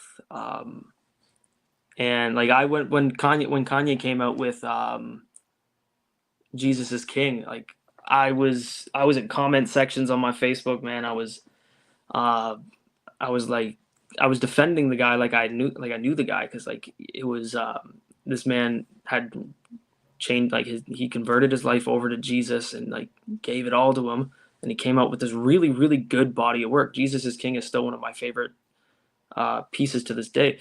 Donda is probably one of the best albums I have heard in a very, very long time. And I was just kind of sitting there going, like all of these people that were like going, oh, this is just a money grab. Oh, this is just Kanye's just doing this to branch out into another thing. I was like, not really. If you look at the man's like upbringing, like you would understand that the man has some knowledge of who Jesus is and what the gospel is.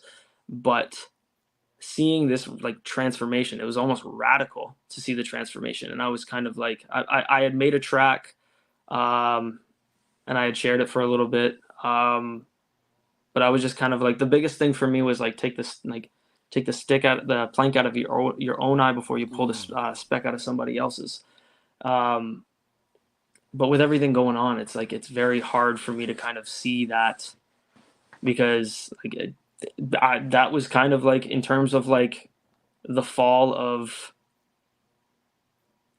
I would say more so the fall of his mentality right now, because that's where that is right now. Is the man needs help, and I needed help 2 years ago. I had hit a point where I was not okay and I needed help, and when I finally got the help I needed and surrounded myself with people who sharpened me up more, then that's kind of where I was like, okay, I understand where I went wrong, and I understand what I was like, finally understanding what I was really doing, and took the steps to fix that. So I'm personally, for me, I still dig Kanye. I still dig Kanye's music. Like, the man has made some of my, like, in terms of like songs that I grew up on and still listen to this day, like that come on my playlist, even my workout playlist. The man has some outstanding music. One of the, like, in terms of music, the man's an absolute genius. There's no ever doubting the fact that Kanye is an absolute genius when it comes to music. But the man needs prayer, and he needs an army of it. So, so you know, one of the big things that people have been talking about, and I feel like people have been super offended about, is his comment on saying that he loved Hitler. And considering John 3:16, for God so loved the world that he gave his only begotten son, right? How do you view that statement for Kanye West to say that he loves Hitler? Growing up in a family, like growing up with like a lot of family members who fought again, a lot of my family has been in the military. Having a lot of family members specifically that fought, like great grandparents, step grandparents, like a lot of people who have fought in World War II, and have witnessed some of the monstrosities that happened during World War II. So I'm not sure how it works, like stateside, like, because I know we have a completely different school curriculum, but when in our curriculum, when we talk about the war and stuff like that, when we talk about like history lessons, if it's like World War II history, it's a lot of like, for us, we have Canadian history. And one thing that we're always taught about is one thing that we're always taught about is the Holocaust, and how evil and how destructive that was. And for me, I completely disagree with Kanye on that. It's heartbreaking to hear someone could love a man with that much evil content in his heart, to murder millions just because of their race. Completely baffles me. So do you think that when Jesus gave his life, was Hitler included in that? 100%. In terms of that, though,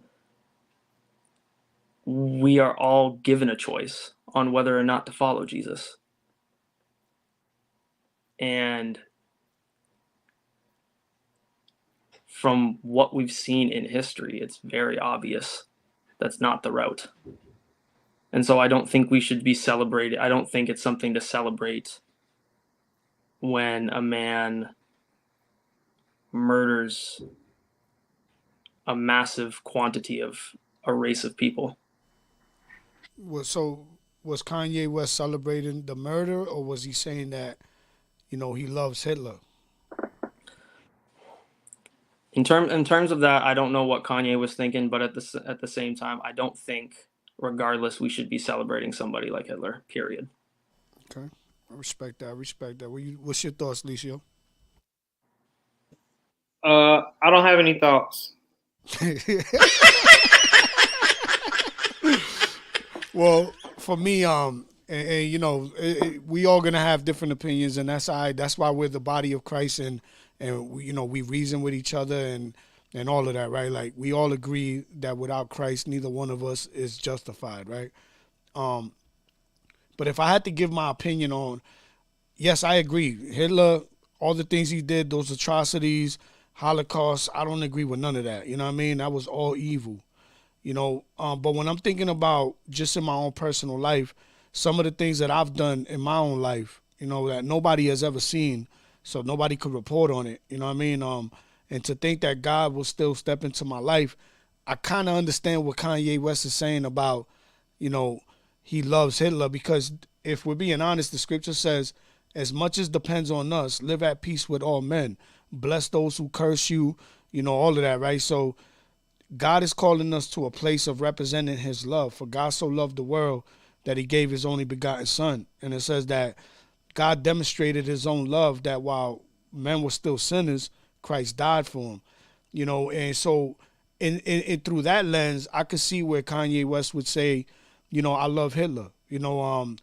Now I'm not sure if I'm not sure if what he's saying includes all the murderous things that Hitler did, as much as I think that he's probably addressing, just the fact that Hitler was created in the image and likeness of God, and to say that, I love you regardless of how much of a sinner you are, how evil you was, for me that kind of represents God's love for humanity, right? We think about the Israelites. Israelites ate their own children. You know what I mean? I'm not sure how familiar you are with the Old Testament, but they ate their own children, right? At a point in time where they went through something. And yet God showed up and still gave his life for them, right? To reconcile them back.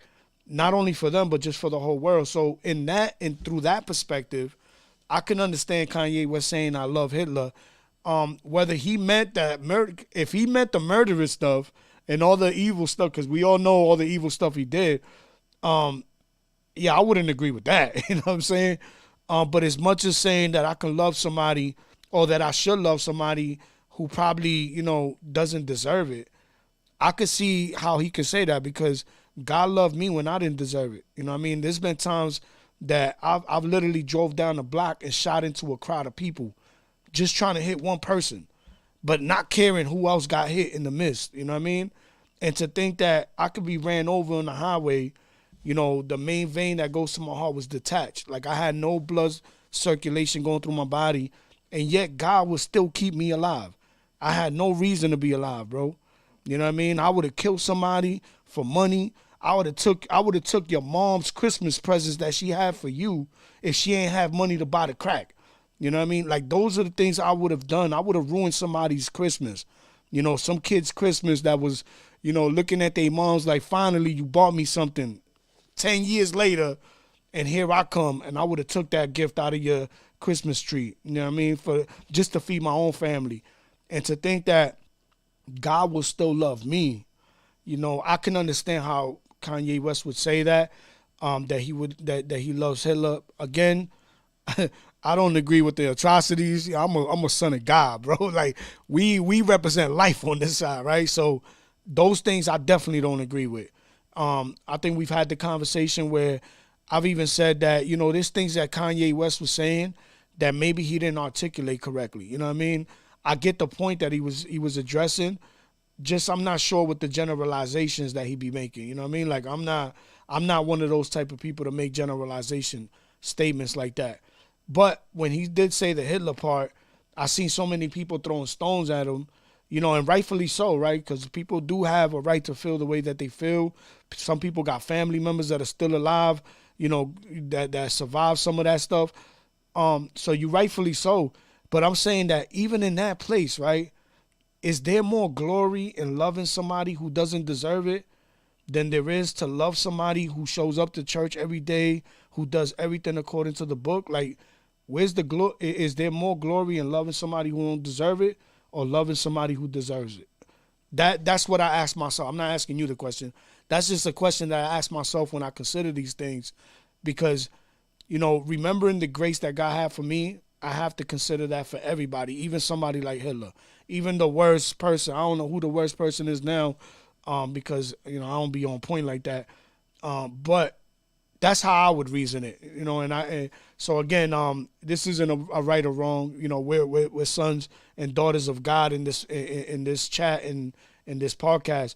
But, you know, there is a place, man, where we could, you know, reason, and it stands to reason that God loved a bunch of people who hated him, people that crucified him, people that, you know, wasn't living for God, you know what I mean? And yet God will still demonstrate his love by giving his own son, you know, like, and that's big, man. That is super big in my opinion. So I just pray that no matter what I go through, you know, and I've been going through some things, man. Like, this Christmas really wasn't it wasn't a Merry Christmas for me. You know, but that's neither here nor there. But even in that place, I have to choose to love. You know what I mean? Like, I don't want to. I can hold a lot of things against people. I could throw a lot of stones if I wanted to start picking up rocks. But if I start throwing rocks, who's gonna stop somebody from throwing a rock at me? Because I promise you, you know, as much as I could come across and quote these scriptures to y'all and do these podcasts and love on the body and all that, I'm still a human, and there's still thoughts that go through my mind that are not righteous, and I have to take these thoughts captive, you know, and make them submit to God, right? You know, and one of those thoughts is, you know, some dude try to move on my daughter. Like, when I say move, he try to, like, rape my daughter, and I had to take the thought captive of not killing this dude.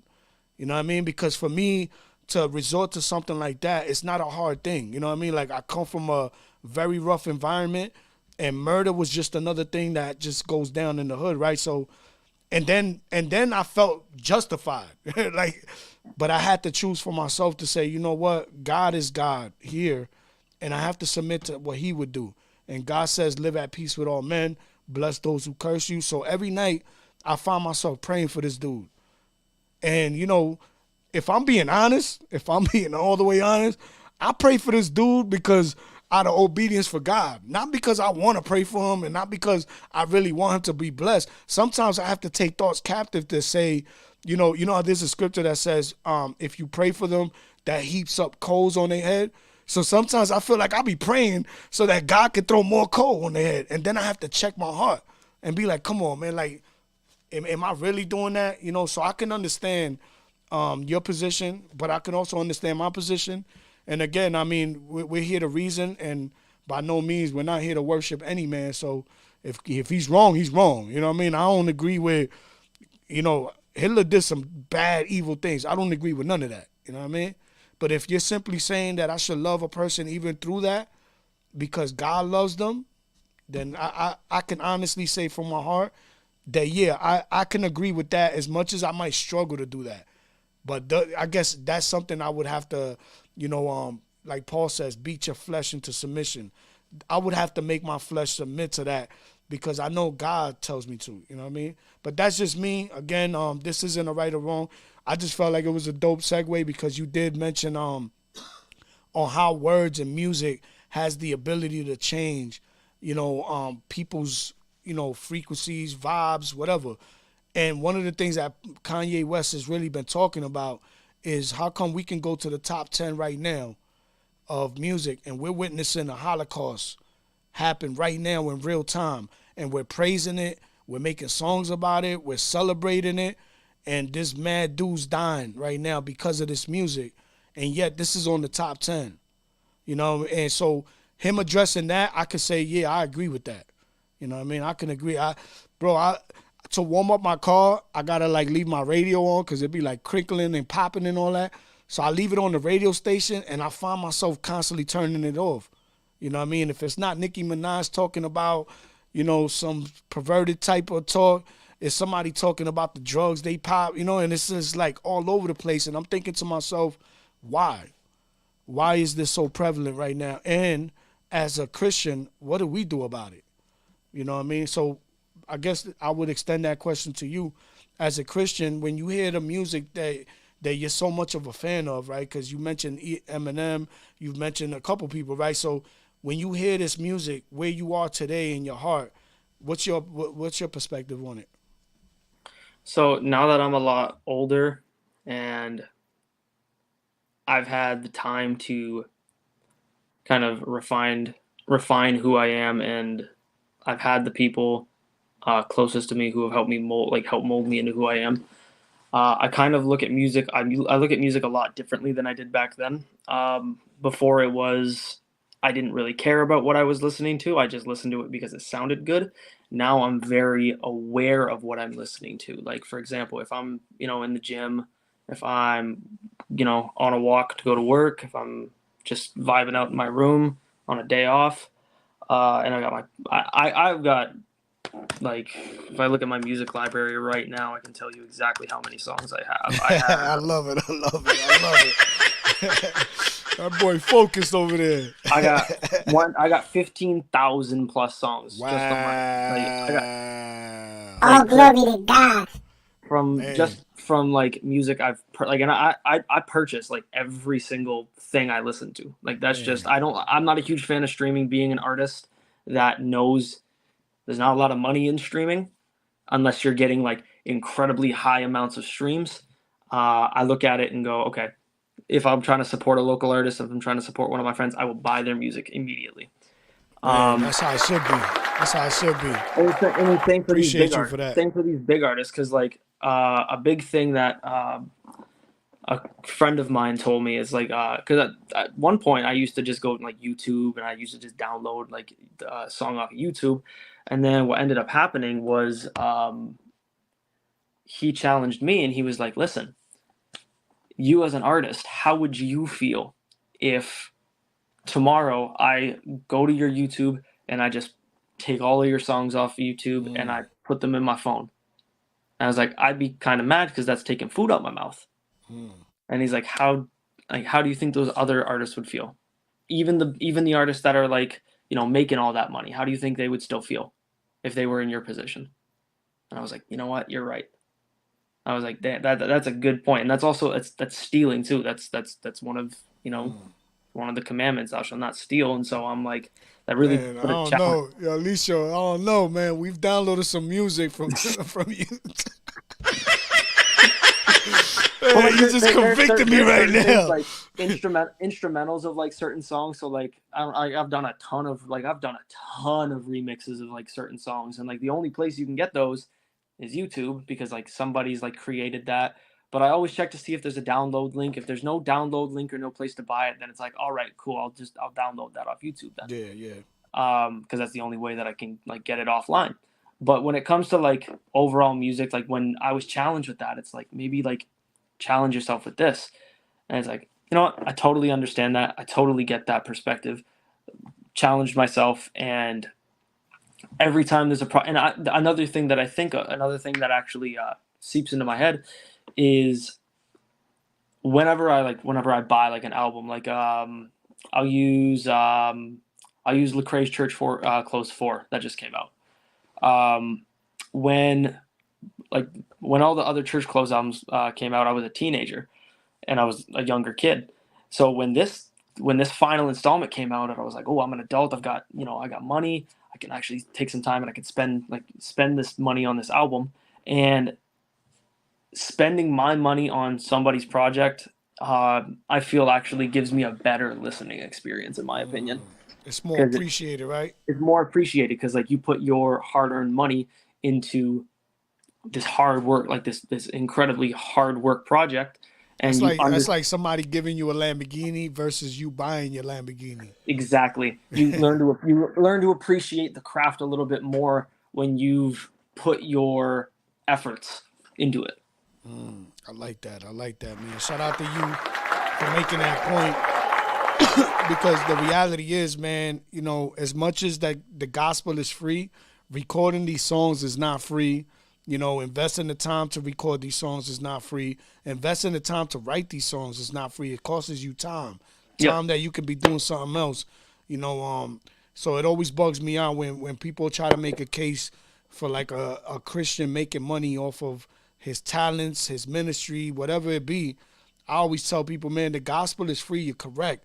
But for somebody to travel to your city, get a venue, you know, get the choir leaders, you know, all of that, all the stuff that goes into putting on a church event, those things ain't free, you know. And if you truly believe in the message of God, then you shouldn't have a problem investing into the children of God who are going forth to preach this message, whether through music, ministry, whatever the case may be.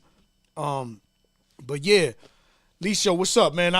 This is a dope podcast, number one. We played one song, and I feel like the conversation has been fire. You know what I mean? But go ahead, Licio. So it is the listening party. We haven't played any of your videos yet. We do have 3 videos on deck. So I think it's only fitting that we get into some of your videos before we end the podcast. If that's okay with you, Jay Meezy. No, I'm here. I'm here for all the shenanigans, you heard? And I have no idea what happened to the Facebook video, but if you are watching on Facebook, we want to say thank you. And if you haven't subscribed to the YouTube channel, we want to encourage you guys to subscribe, hit the notification bell. We got shows all this week, and I will be posting the January flyers very soon. We shall be working, man. We shall be working. Please come through, hold us down, man. Subscribe to the channel. Help us get into the algorithm. You know, this brother Alicio, man, I gotta say, super honored to be able to do this podcast with him. You know, I know in his mind he thinks he's doing this podcast with me, but really I'm just working side by side with him to honor God. You know, and for those that don't know, this brother does go in a lot, man. He sets up the schedules. He gets the people for us to interview. He does the flyers. He's constantly promoting. So, man, if you agree with this brother's energy, man, go subscribe to the channel, man. Make it worth his while, because this brother be putting it in. Like, I promise you, man, I would have been exposed him. Probably not. But let's just say I would have. You know, word. So, Bo Noize, you may know, you may not know, I'm a fan of yours. Anything you put out, I'm listening to it over 100 times. And when you dropped the Bo Noize Keep It Going project, I don't know if that was an album or EP, but when you dropped the project and I heard Keep It Going, I was like, bro, this is something epic. And I just enjoyed the whole, all the videos you put out. I want to say you put out a Back Down. I think Do or Die was on that Keep It Going project. You got Ride 6 p.m. And, so I think Back Down was the video that I sent. Do you have the Back Down video? I got the Back Down. So Back Down was the first track that I listened to, and then I heard the Keep It Going joint, and I was like, bro, this dude is Why nobody told me about Bold Noise? So as a favorite to me because my birthday was last week. I think we should play the Back Down video because it's one of my favorites. Fire. All right, so we're going to get into this Back Down joint. Bold Noize is our guest tonight, all the way in from Canada. Information at the bottom of the screen. Go show that love and support. Yo, Bold Noize, man, super humble with you being here, super transparent, you know what I mean? Man, I'm honored to be able to wash your feet tonight. So with that, let's get into this Back Down. And you already know, man, share it live. Tag somebody that's going to tag somebody else, you heard? Okay, I'm reloaded.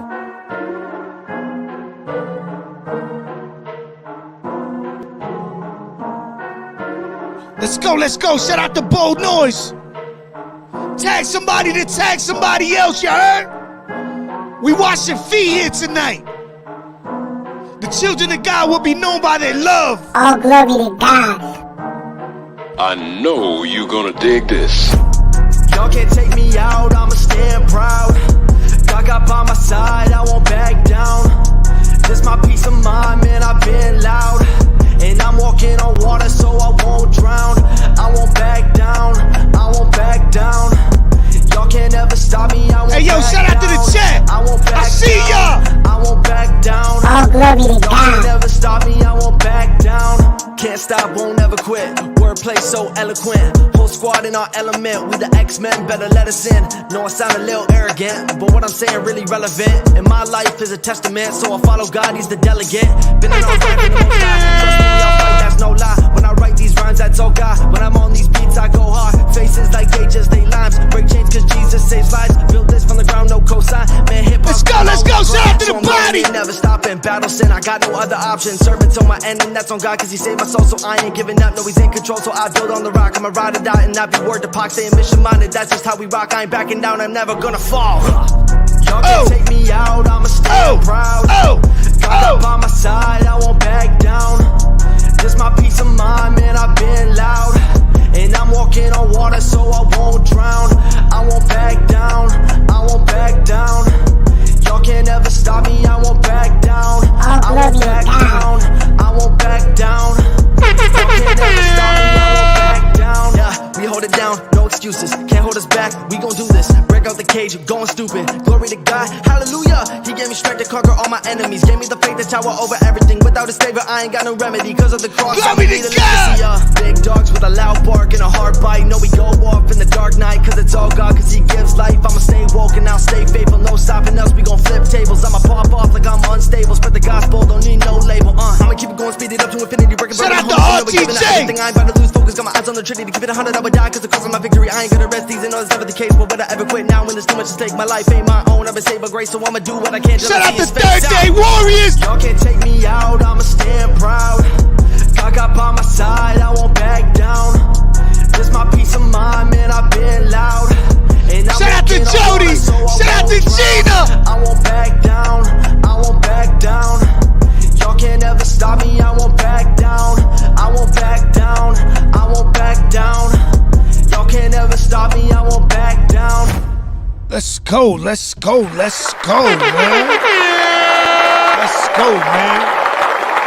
I like that, man. I would never back down, man. You know, when I think about that statement, you know, I'm thinking about all the times that I go through things, you know, that would question my faith, right? I think about Ephesians chapter 6 when it talks about putting on the armor of God. You know, and we know that this armor represents Jesus. He is our righteousness. He is our faith. He is our salvation. He is the gospel. He is the truth. You know, and what's crazy is that it tells us to stand. He says that when you've done all that you can do, stand. And to me, that speaks of don't back down. Stand for what you believe, which testifies to your grandpops, you know what I mean? Which is why I'm like, super dope character. We're all called to stand. Don't back down, man. Don't back down at all. Facts. So I know Alicia asked you, why do you make, did you ask that? Why do you make the music? I asked him yes, I did. So my next question, and this is from Tristan himself, why do you think God wants you to make music? Man. I feel like the reason why God wants me to make music has always been my motto, when I first got into hip hop, like when I first got into Christian hip hop specifically, was love God, love people, make dope music. That was the whole bold noise music. That was the whole bold noise music motto, was love God, love people, make dope music. And that has the slogan hasn't changed. It's still love God, love people, make dope music. Um, but that has just instead of it just being like a blanket statement, that has just evolved the longer that I'm here. It is turned into me not only wanting to just love God, but pour out that love to others. Not only just love people, but pour into people, and not just make good music that people can listen to, but make music that people can live through. I like that. I love that. I love that. I love that. So what's the process that you go through when you're making a song? You thinking about your bars first, or you looking for the beat to talk to you? Like, what's your process? I always start with, so when I first started making music, it was always instrumentation first. I always I have one of the producers that I've been working with for a long time, super dope friend of mine, Biko. He produced my entire Shout out to first, Biko. Shout out to yes, sir. Biko. He produced my entire first album, front to back. The dude is one of the most talented, if not the most talented producer on the face of the earth. Um, and so I've always just started with, I always got him to send me a folder of beats. I see which ones I vibe with, which ones I know for a fact I'm going to use. Once I get the ones I know for a fact I'm going to use, I'll start writing. I always give myself a concept, like, what's this concept gonna be? What's this gonna be? What's this gonna be? And lately, my process is, at this point, I just stockpile. I've got so many beats on a hard drive that I'm gonna need another hard drive soon. But I've got so many beats on a hard drive, I'm gonna need a new hard drive soon. So what I'll do is I'll just go through that and whatever I'm feeling. Like today, I've been working on like 2 other songs, just kind of haphazardly figuring out which ones I've kind of vibed with more. And like I'll sit down, I'll be like, okay, like how's this feel? I pan out like where each part of the song is gonna be. I'm very strict with myself on how I position a song. So like if the instrumental is weird, like if I notice that it's got hook, verse, bridge, hook, second hook, third hook, like if it's like that, I just kind of go, okay, how can I rework this to make it work so it's understandable and people can listen to it with ease? Because that's another thing, is like I like to make music that people can listen to So you're easily. not sticking to like any set format. No, I try not to stick to like a super strict format. I try to just let it flow in some cases. Like today when I got home, I sat down, opened my laptop up, airdropped a beat that I had downloaded, started writing, wrote 2 verses, recorded them, and then I sat back down again, listened to it, and then I just kind of went, okay, so this is like all I'm feeling for this one so far. I'll come back to it in a little bit. I'll come back to it like tomorrow, day after that. I try not to rush what I'm working on. Like the album that I put out this past September, took the latter half of, oh man, I want to say almost a year and a half, 2 years, because I had been working on songs from that album even after I had dropped my Lockdown EP and my Goslow album. I was still working on songs that didn't make the final cut for the Goslow album. I was working on songs that didn't even make the cut for the EP. There's songs on there that are almost 3 years old that I just took the time to perfect because I don't like songs coming out that don't sound 110%. And as I evolve as a person, as I mature, as I change, as I grow, I can like if I don't finish a song that I've been like sitting with because it's not ready yet, I can look back and go, wait a minute, this needs to get, this needs to be a little bit more of a fresh idea. So I might scrap something and add in like a new bar or a new lyric or a new even like measure of lyrics. So the process is just it's ever changing, it's growing. I feel like it's just getting better with time, and I've gotten to a point now where I'm able to not take as long and kind of get content out more frequently.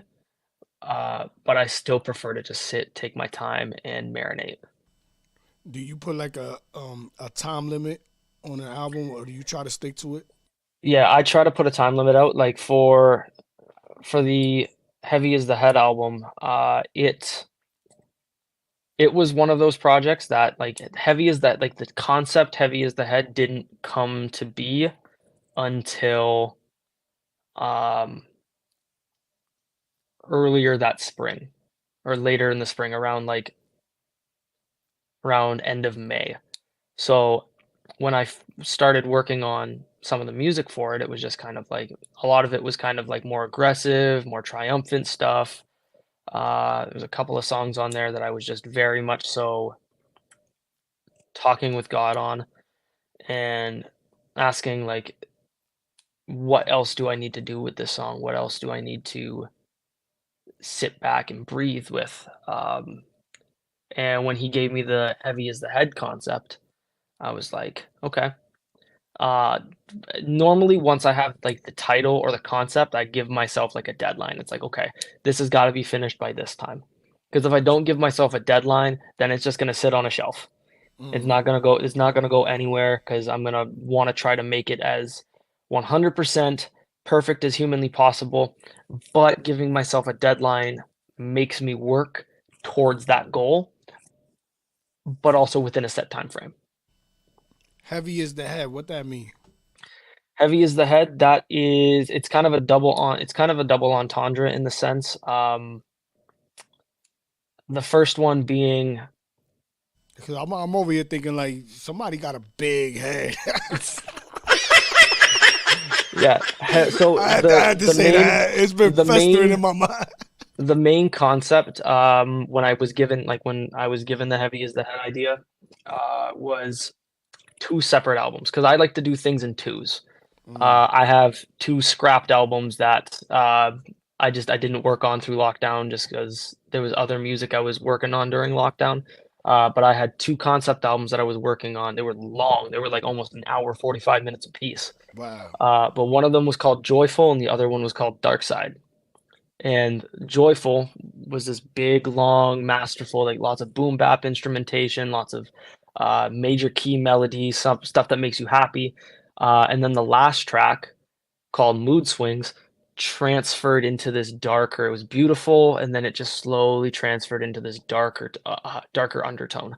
And then that would transfer into the Dark Side album, which is a lot of me dealing with a lot of my indwelling sin, a lot of my anxieties, a lot of my depression, like a lot of my the darker side of me.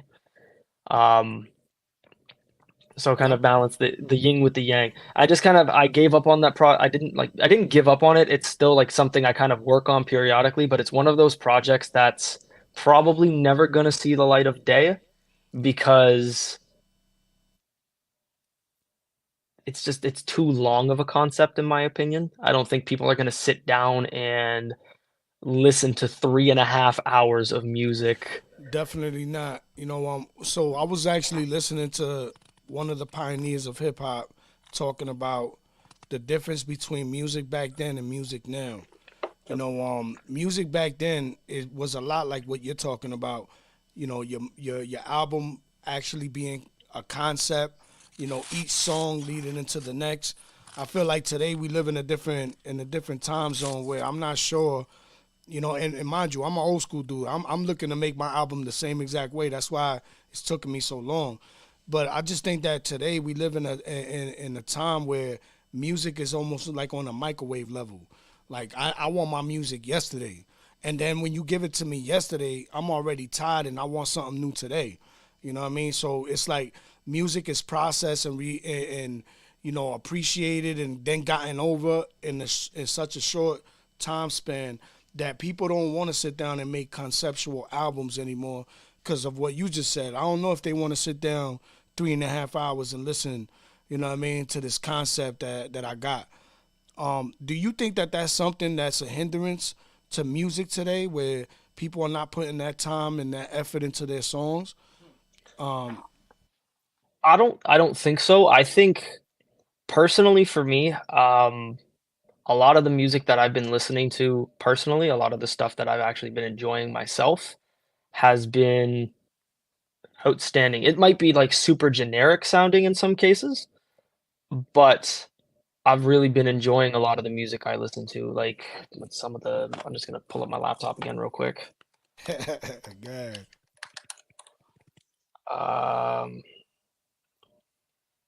Like some of the more recent music I've been listening to, like the new is this artist named Stormzy. He's a UK artist.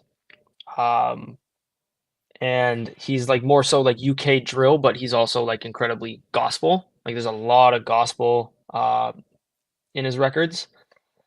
And yeah, shout out to that gospel drill. It took popped up a couple times already. It took me a second to, like, I've been listening to this Stormzy guy for a long time. Like I remixed one of his songs back in 2018, 2019. And this guy has just kind of continued to impress me. Even after like the guy went on he disappeared for 5 years, like 4 or 5 years, and all of a sudden just comes out with this masterful album. And I feel like music, it depends on where you're looking. If you're looking at somebody that's regurgitating, you know, like putting out music over and over and over and over again, it's gonna get stale quick. It's gonna get it's gonna be the same thing over and over and over again. But if you're looking in the places that have the people who really, really hone their craft and trust in their process, then you start to see beautiful bodies of work being created. Yeah. So one thing that stuck out to me the most, and when I was in the world, my favorite rapper was Jay-Z. Not my favorite rapper in the sense where I'll see him and I need to go get an autograph, but somebody that I had a lot of respect for as far as his wordplay, his choice of beats and all that. Yep. And one thing that he said that always stuck to me is that your first album is like a baby. You know what I mean? You take your time to make that. You know what I'm saying? Like, nobody's expecting your album. That's why it's your first album. So there's not a time limit for you to get it out. Take your time with it, craft it, make sure that before you give it out give it to the world, that it's everything that you expected it to be. You know what I mean? Don't just rush the process because you feel like you just want to put out an album. That's something that stuck out with me, and this is probably why, you know, I'm like, I want to say about 27 songs deep now, and I have yet to put out an album because I'm trying to get 12. And as much as I got 27 songs or something close to that number, I don't feel satisfied in my spirit because I really want to take my time with it. I really want to cultivate what it is that I'm saying. And I also want it to be a concept, right? So my album is called the GodSon album because my whole life was meaningless all the way up until I got to GodSon. And then all of a sudden now I got purpose, I got direction, you know, so I want my album to be the same kind of way to represent that. And I've been taking time with it. But I say all that, you know, kind of like, you know, in a humble way, right? Because I do respect dudes. I got dudes right now that go in, they book the studio session and they don't write the song until they get there. You know what I mean? And that right there, to me, that's humbling because, you know, me being an artist, I could sit there and take a whole month to write a song, you know what I mean, depending on where I'm at with it. So for some of these dudes just to show up, to be able to produce music that quick, and then, you know, these dudes, they'll do the song in like 15, 20 minutes, and it be fire. It's not like I rushed through it, you know, I just gave you mediocre bars. Like, these dudes is really putting a lot of effort, and so some people have that quality to do that, and so shout out to them. But me personally, I don't have that quality. I have to take time with what I do. I have to put my time, my thoughts into it. So I'm more like you, man. I'm thinking more conceptual. I would probably appreciate a 3.5 hour album, maybe because I come from that time zone, maybe because I'm looking more for the concept of an album. But whatever the case may be, I'm sure I'm not the only one out there. So definitely want to say shout out to you for doing that. You know what I mean? And we got to bring that back, man. We got to bring that back where people are taking, making their albums concepts. You know what I mean? Where 100%. Instead of just throwing a bunch of songs on there that they all dope songs, because, bro, like some of these artists is ill, right?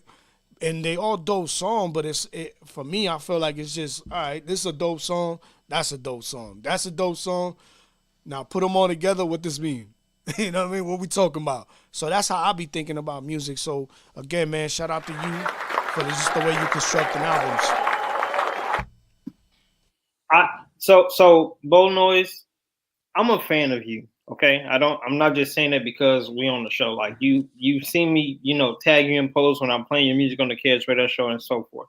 So I just want to say this: A-Eazy, not too long ago, I'm guessing he put certain songs that wasn't on an album, that wasn't released to the public, so that when he did these live events, he had these flash drives, and it had the bonus material on it, the songs that didn't make the album.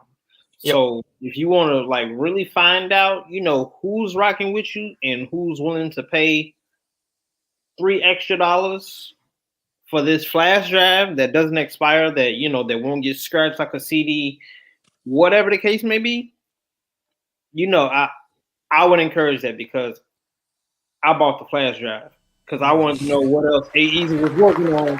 On this project that will never be released other than on this flash drive. Okay. So, find that group of loyal supporters that will support you. I don't care if it's an ugly shirt, I don't care if it's a good song, that will just spend the money because they want to support you. Yeah, and by the way, an ugly shirt is very subjective. You know what I mean? He might think it's ugly, you might think it's fire. So exactly. So that's what I'm saying. Like this is a 1 of 1. I didn't like the color looked good on paper, but then when I printed the T-shirt and I put the color with the font, it did not look right. But this is the only shirt that I got. But if you like it enough, buy it. It's a 1 of 1. Man, I think coming out of Christmas, if we got a fad that people go and get ugly Christmas shirts, they might be a lane for ugly shirts. I don't know, man. I'm bugging. But I would encourage that, because when A-Eazy, when he gave me the idea, I was like, bro, that's a dope idea. I have never even thought about putting music on the flash drive before, or selling it at live concerts, and that's what he did. So I bought a flash drive. Anyway, shout out to A-Eazy, man. Creativity, Poppy. So I would definitely encourage that, especially because like I like to sit down and digest music. I don't care if it's boom bapish, if it's worship music. If it hits me, it hits me. And I don't care if it's on a flash drive. I don't care if it's we can sit down and watch a 3-hour long Marvel movie. We should be able to sit down and listen to a 3-hour project. Big facts. 100%. 100%. Yeah, for the people that don't know, Licio's a diehard Marvel Comics fan, Power Ranger fan, all that. So if you notice, every time he uses an example about movies and stuff, it always got like Marvel in it. Shout out to the Marvel Comics. I'm a fan of Marvel too, so I can relate. Bro, I mean, like, in the back right here, hold on, like, let me just point. See these boxes right here? Yeah. Those are all Marvel figurines. Stop playing. Don't make me go into my closet, boy. I'm a G.I. Joe head. Look, I got Army on right now. I'm a G.I. Joe head. You know what I mean? Don't make me go in my closet, word. Licio left the screen, so I'm sure he's coming. He said, word, we talking that talk? I've been down for this. We talking that. So I'm going to talk to that. So you guys, y'all done started something. And y'all mentioned Lamborghinis earlier. I collect, me and my son, we collect cars. So what's that, the Murcielago? It's the Aventador. Oh, the event. That's the one that Batman had, right? Like he had that in the I think it was the Dark Knight or something. I don't know. So He had the again, event. don't do me. So if we talking collecting stuff and following our passion, cars has always been a passion of mine, which is why I have the Cruising with KS channel now. So Yo, bro. So quick segue just to kind of get into your car thing. So this is a little Lamborghini. Okay. Mm-hmm. It's a thumb drive. Ooh. Speaking of that thumb drive. That was smooth. That right there. I don't know. Listen, you need to step your game up, homie. He got a car thumb drive, boy. Bro, That's fire. Yeah, that's dope. So it's good to see this side of artists other than the background stuff, producing the song, engineering the song, facts. because everybody they have their own niche, I guess. And cars is mine. Women like to shop. People like to, I don't know. Everybody has their own thing. So I'm glad that you showed that, because not a lot of people will know that you are into Marvel and DC and collecting figurines. But that's what's up, though. Nah, it's dope. It's dope. Definitely dope. It shows character anyways, I think, some of the most eccentric people in the world is artists.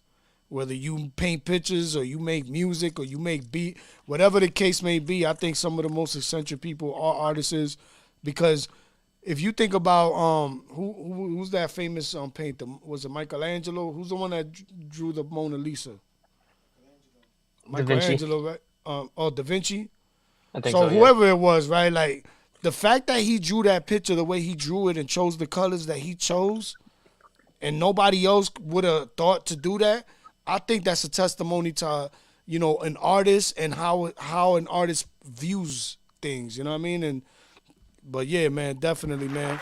I'm a fan of toys myself. Like I said, man, I'm a G.I. Joe fan, man, and my story might be a little more different than people, but I was like the Project Robin Hood, right? Like everybody in the projects is poor. I was, I used to go and this is my old life, right? So as a kid, I would go and steal all the G.I. Joes that came out, and I would be passing them out in the project so everybody would have G.I. Joes. But I'm a G.I. Joe fan, man. So shout out to all the G.I. Joe fans. And let me keep it all the way a buck, right? G.I. Joe is an acronym for me. And it means God is real, Jesus over everything. You know what I mean? And God is real is a double entendre. Because we know God, we know Israel. Yeah. And we know that Jesus is over everything, man. All glory to God. Facts. We only do this for the king, you know what I'm saying? I don't know if the listeners and viewers, if they want a video or if they want a song. So for the 7 people that's still watching on YouTube and whoever is watching on Facebook, if you guys could put in the comment section, if you want a video, comment video. If you want a song, comment song. And that's how we're going to play the next joint. Word. And if you on Facebook, make your way over to YouTube. Subscribe to us there. Hold us down there. Facebook, for some reason, be hating on us. I'm going to just do a conspiracy. They don't want to charge the streams. Yeah? Run with that. We need a protest. You know what I mean? But all right, we got one video from Gina. We got Delaney with a song. So and we got Don Hunt with a video. We got Delaney with a song. So we got 2 videos, 1 song. So I think the 2 videos, 1. Which one we getting into? We're going to get into the Rad joint with the homie Queese, because he mentioned GR, he mentioned Edge earlier, and Queese is in GR. Queese is a member of the Edge, and Queese was on the show not too long ago. So we're going to go ahead and play this Rad track, this video. And again, if you guys have not subscribed to his YouTube channel, please tap into him. Subscribe to his YouTube channel, Bold Noize Music. That's MUZIC. So real quick though, before we even do that, I guess we got a unanimous. Everybody wants both. So should we do a video and then a song right after? Yeah. Which song should we go with, man? We got intro, we got what we do, we got talk, we got humans, set the tone, give me rest. Or should we do something exclusive? Is set the tone exclusive? Set the tone is exclusive. It's not out yet. So set the tone. So we got set the tone. I'm Not Dead, God's Alive, and Give Me Rest. Those are the 3 exclusives we got tonight. So which one do you want us to play? Let's go Set the Tone because that one's scheduled to drop next Friday. Gotcha. So we're going to play the rad video, and then we're going to play the exclusive Set the Tone, which drops next Friday.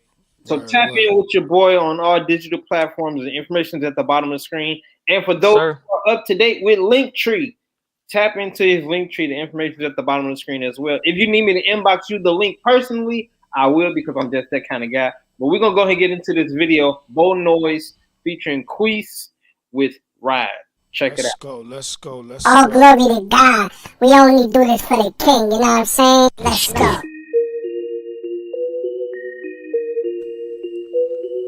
go. Let's go. Shout out to Bold Noize. Hey, man, shout out to Queese Music for directing this video, man. Tap in with the homie, G Music. Shout out to G Music. DK.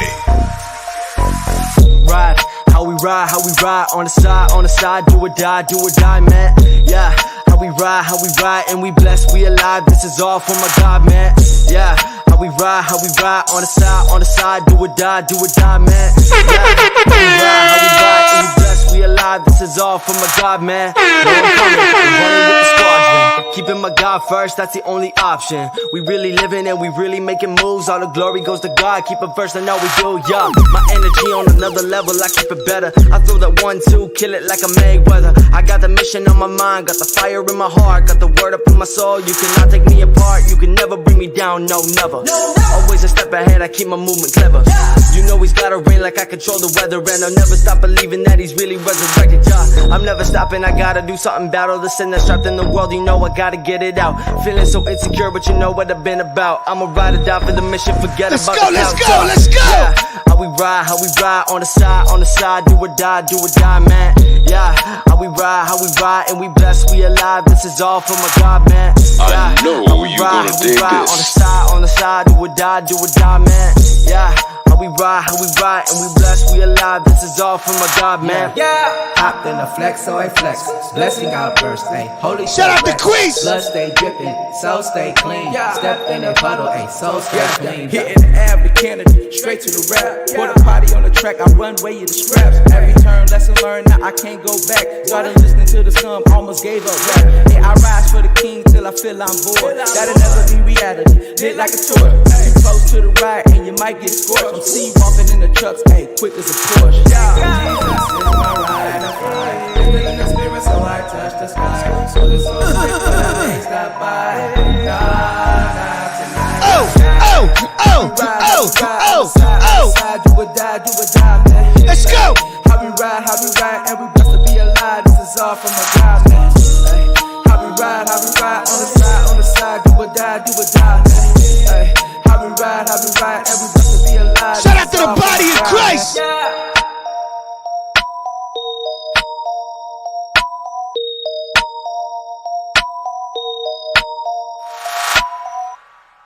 All glory to God. We only do this for the king, you know what I'm saying? Let's go, man. I like the video, man.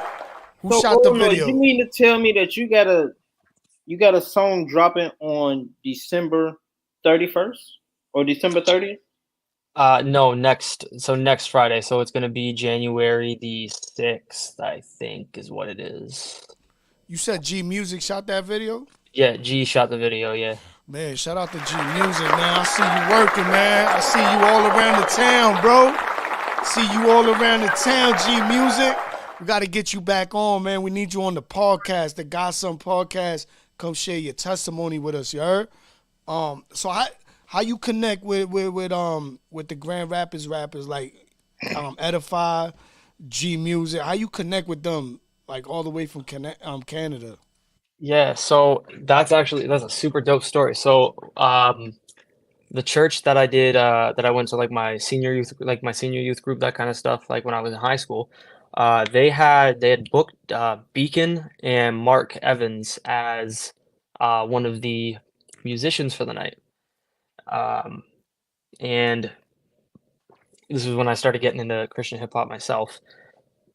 And I got to sit with them, chop it up with them. This is when like this is back kind of when Beacon was kind of in the baggy clothes era. Mark was in the same deal. This is back in 2012, 2013. And I got to kind of show them some of my stuff, chop it up. Actually, I remember vividly that night because that was around the time I had just promoted to black belt because I was in karate for most of my youth. Shout out to karate, mixed martial arts. I don't know who brought that up. I don't know who brought up the fact that I just promoted to black belt, but somebody had said it in front of them, and I don't know. We were just kind of like we got super connected. We became really super cool friends, and I don't know. Beacon had did something. It was like this is a weird move, but like I was like small. It was like I was half his height. This man is like 6 foot. This man's huge, and this man comes in and the guy like picks me up to like do a fake like wrestling tackle. And I don't know what happened, but I need him in the face or something like that by complete like just out of sheer instinct. I felt so bad, but we ended up we kept in touch a little bit. Like he gave me his number, but like Canadian cell phone plans, I'm gonna flat out say terrible. They are the most expensive, useless things you could ever spend your bro. Like so Canadian cell phone plans are no. I was doing the math. So y'all pay, I don't know, y'all pay like what, 25, like 35, maybe $40 for like a really good, like a decent plan. Us I don't know. to even get close to a decent plan, the minimum price is like $75. Wow, yeah, nah, definitely don't be playing on 75. Yeah, bro, my plan because like I'd rather go prepaid for that, yo. I'm bro, buying a card every month. My specific plan, and I'm grateful because like my job, I work as like I sell phones as my job, like I'm a commission-based salesperson. I get half off of my phone plan. So even with half off my phone plan, I'm still paying like $80. Wow, that's crazy. It's ridiculous. But we kept in touch, and we ended up meeting at this festival that my mom took me and my siblings to every single year. Called Big Ticket Festival in Gaylord. Giant 3-day Christian music event. Awesome event. I love it every single year. It's phenomenal. And Beacon was one of those artists that would get on the adrenaline stage, which is like the metal, the hip hop, the rock, and the like party stuff.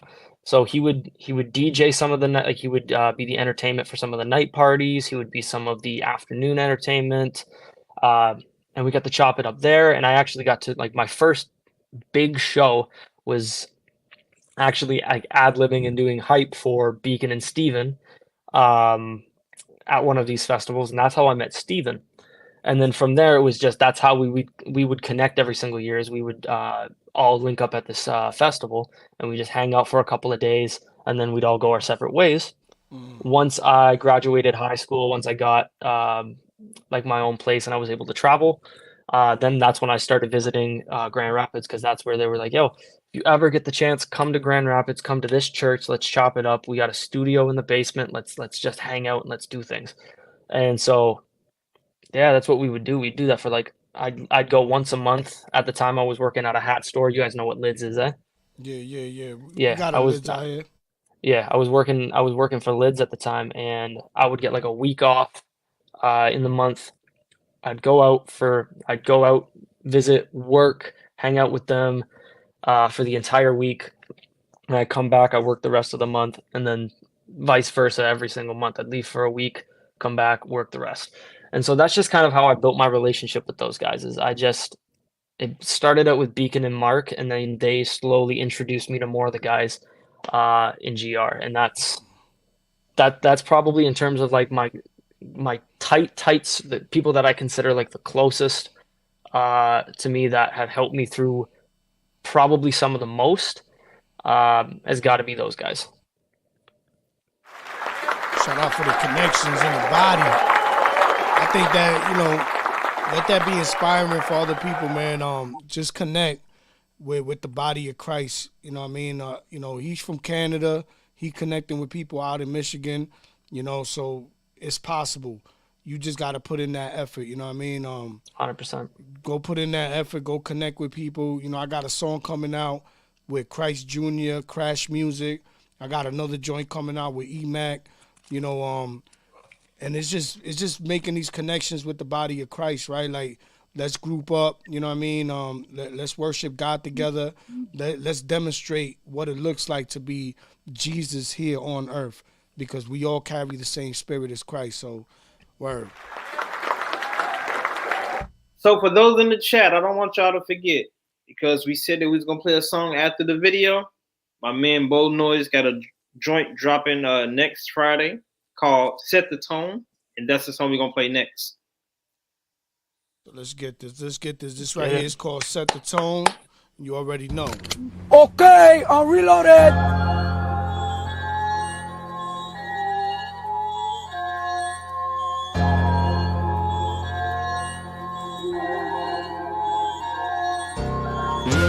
Let's go. Shout out to Bo Noize, you heard? Set the tone, now this place about to burn. Set the tone, now this place about to burn. Set the tone, now this place about to burn.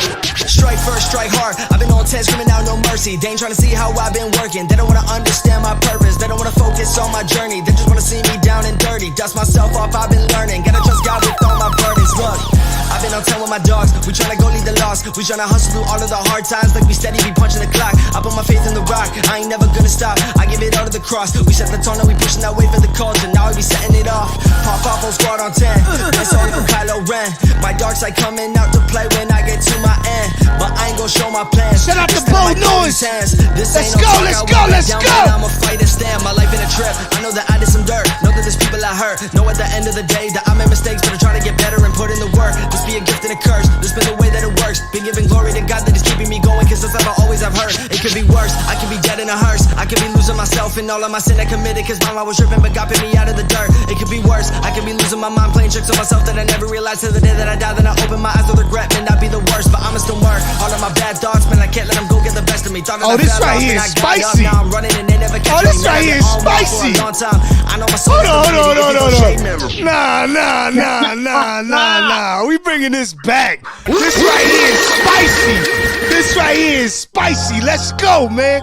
Shout out to Bo Noize, hitting us with that fire. I know you. All glory to God. We only do this for the king, you know what I'm saying? Let's go. I know you gonna dig this.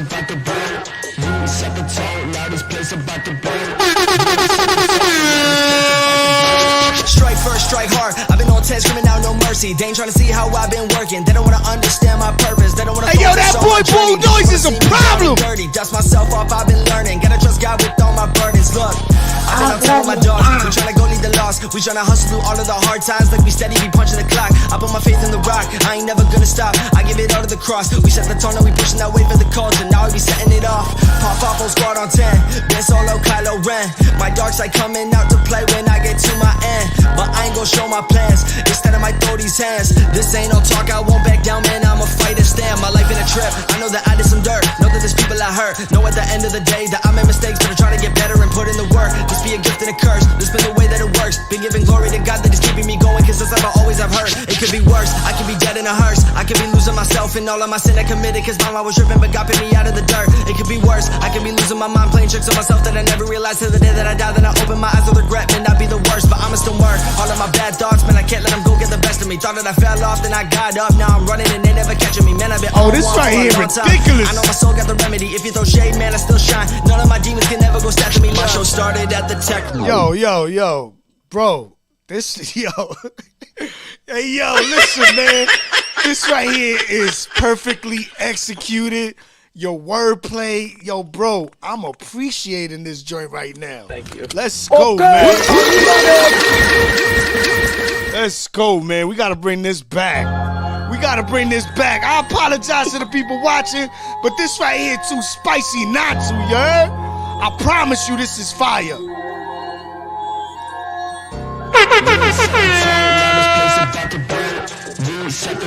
I know you gonna dig this. Hey, yo, that's 3 times.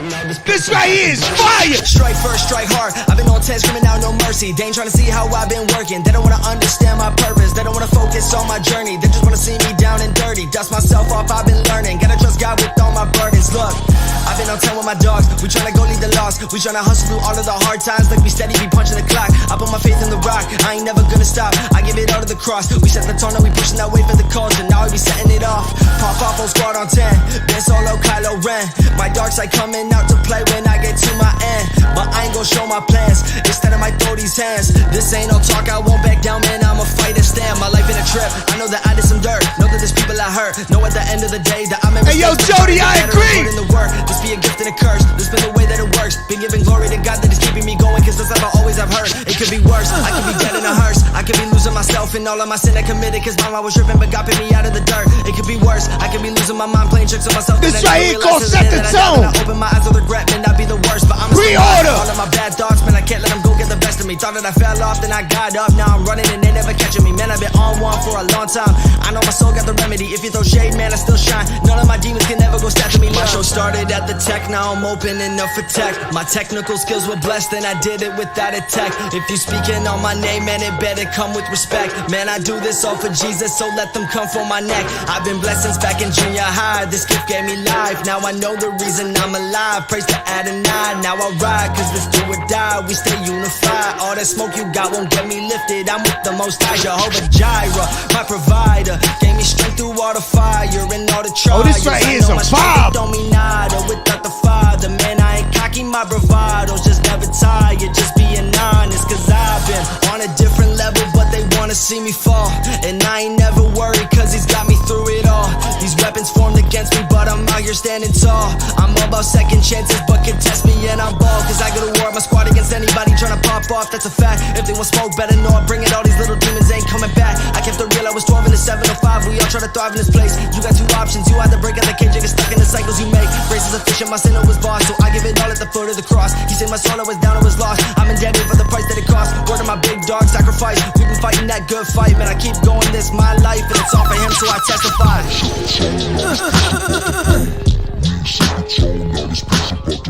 This right here, boy.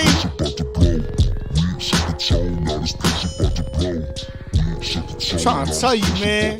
This right here is serious, though. What you said? This right here. What you said? This right here is an exclusive? Yeah. Between him and Salt, man, I don't know what we playing tomorrow, bro. Yo, bro, man. Yo, that one right there, that's Takeoff all day, man. Yeah. R.I.P. to Takeoff that just died. Those that know, you know. But that's not what I'm talking about. This right here is Takeoff. This is Double R, radio ready. Like, you ready to go, boy. You got to stop playing with him. Like, literally, man, stop playing. You ready to go, man. Who mix your records, though? I do. Wow. I got to tap in with you, man, because... Yo, and fun fact, I do everything on this microphone right here.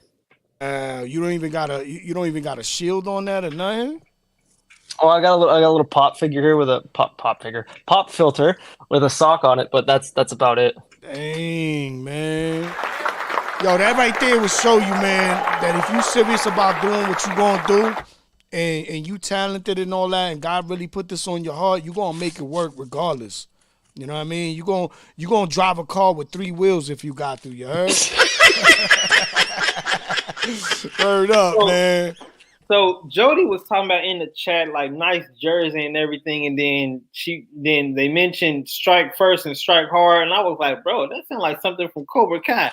And then they mentioned the Cobra Kai hoodie. Hey yo, you better be careful, man. There's gonna be a theologian that's gonna say, "Why are you rocking a serpent?"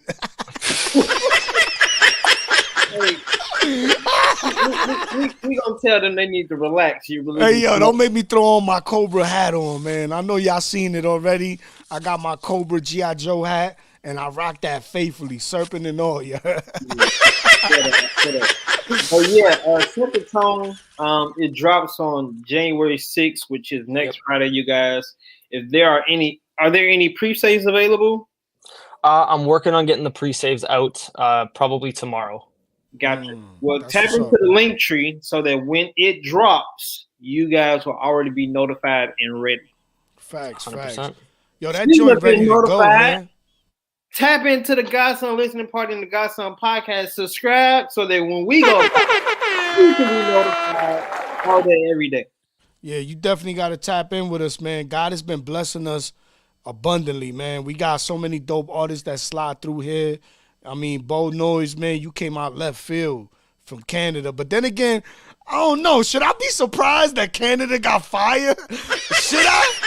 Like, I don't think I should be surprised, though. Like, I'm even feeling a little embarrassed that I'm feeling surprised right now. I don't know. Like, yo, Canada, I ain't even going to hold you, B. Like, Canada, and I'm not just talking Drake or Tory Lanez. I'm thinking about Pat Stay. I don't know if you a fan of battle rap. Pat Stay, man. R.I.P. God bless his soul. Super dope artist, man. Wordplay on 1,000. And you wouldn't 100%. expect that. You wouldn't expect that because us in the United States, man, we be thinking we the end-all, be-all. Hip-hop started with us, it's going to end with us. And I'm not sure that's so true, yeah? Because Canada be coming out of left.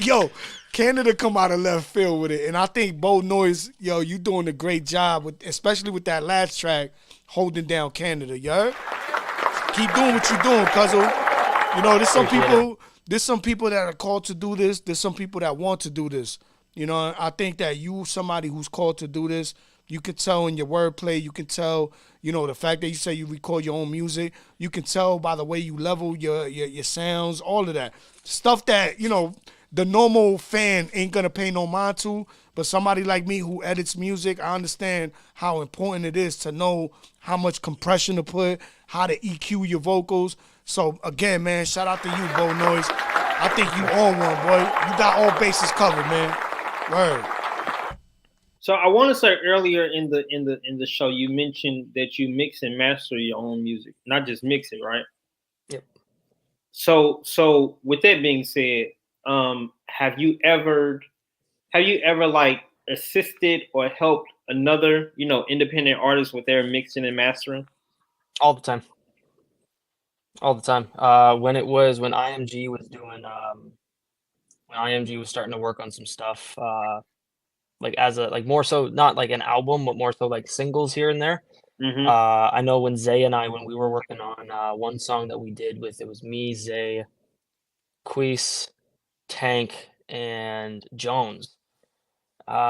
We did a song called Holy Flame, and Zay and I, we went back and forth with the mixes, we went back and forth with the mastering. Yo, Alicia, what happened? You lost your head? You lost a couple screws? Yo, Alicia about to have a seizure right now. Is that the song with Queese on it? And Zaymar released it like a year and a half ago? Yeah. I got that song. Wow. I had no idea like who mixed and mastered that. I just remember that was between me and Zay, and I think Biko had his hand in it too, if I'm not mistaken, because he's the one who produced the joint.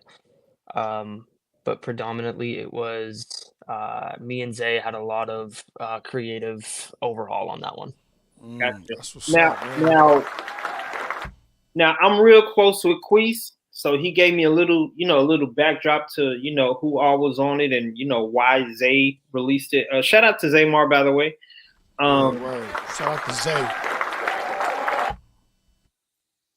But I don't know if he told me like what made Zaymar release it. And I don't know how long, I can't remember because it was a year and a half ago. I can't remember how long you guys have been sitting on it and who was supposed to be the first person to release, or if you guys are going to release it collectively.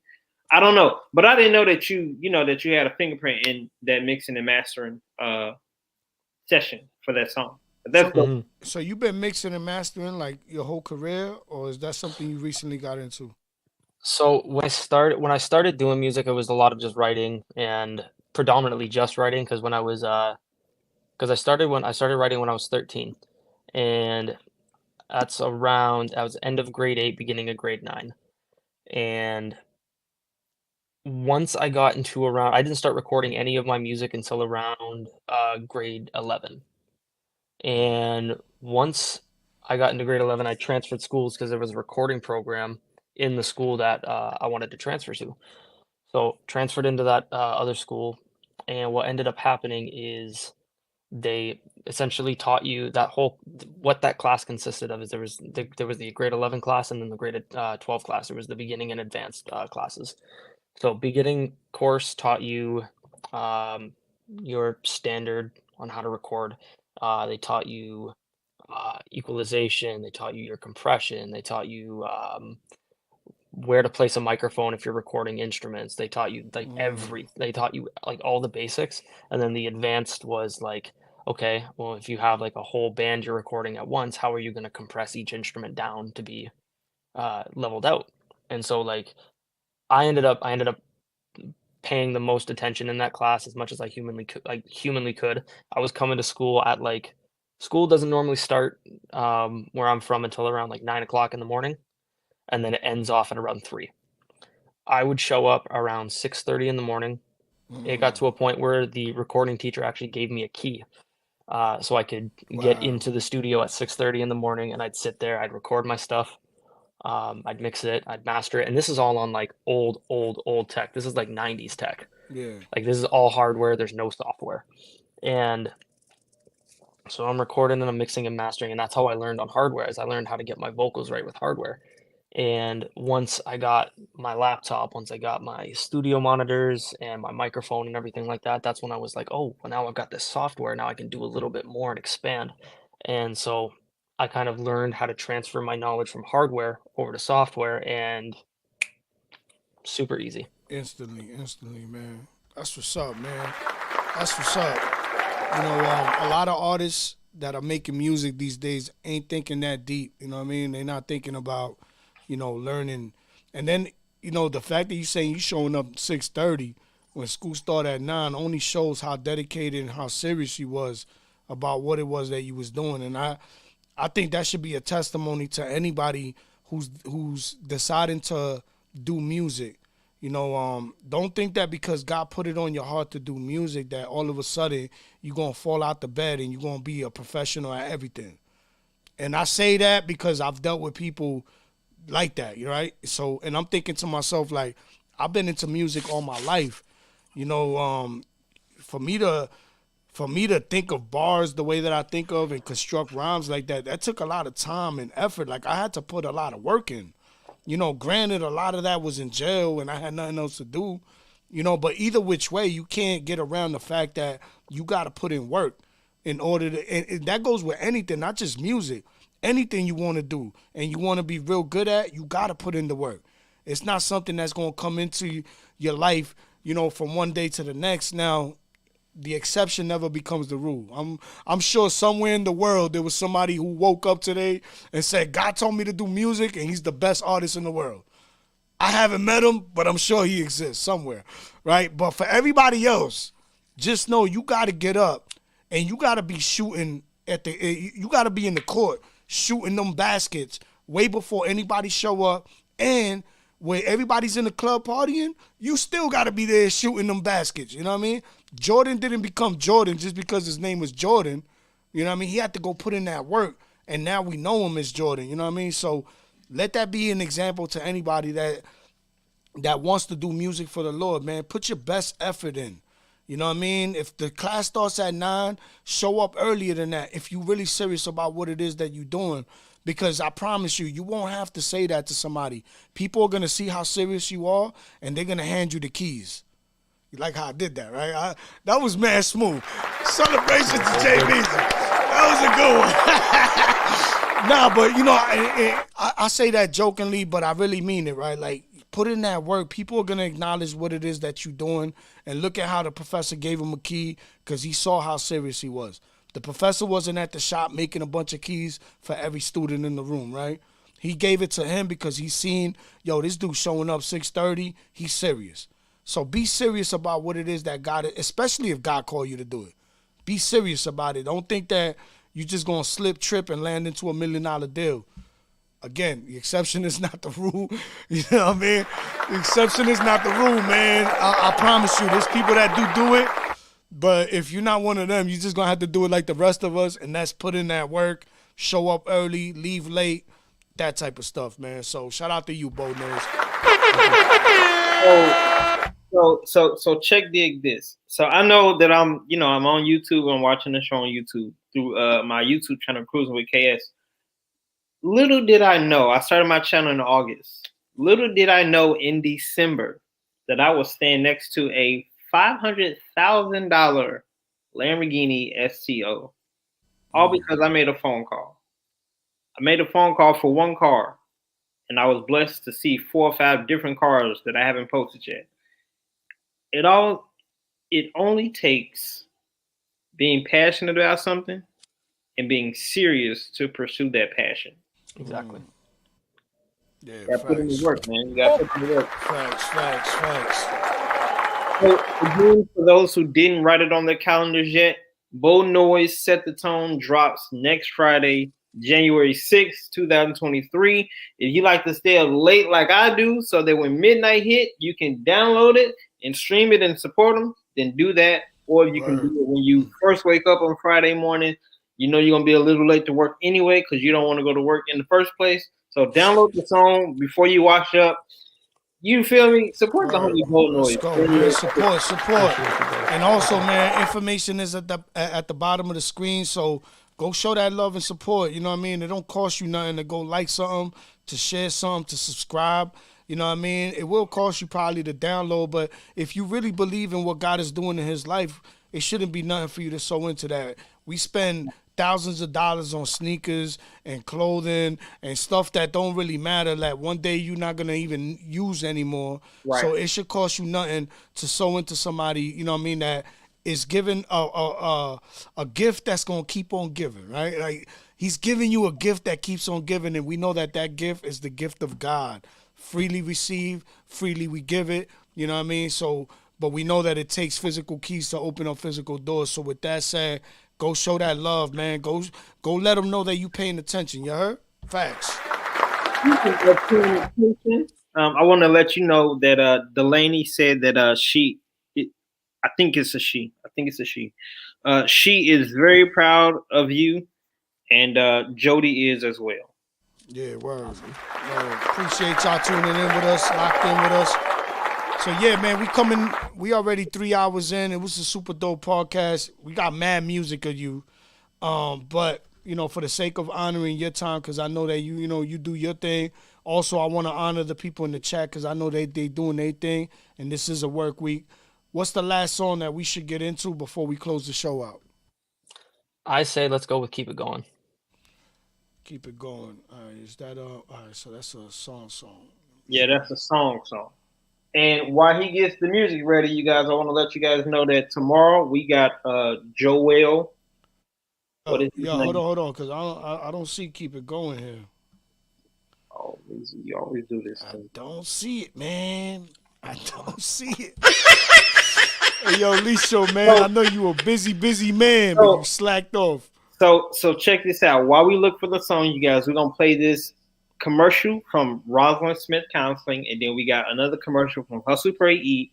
I want you guys to tap in with them if you haven't already, and we'll be back after these announcements.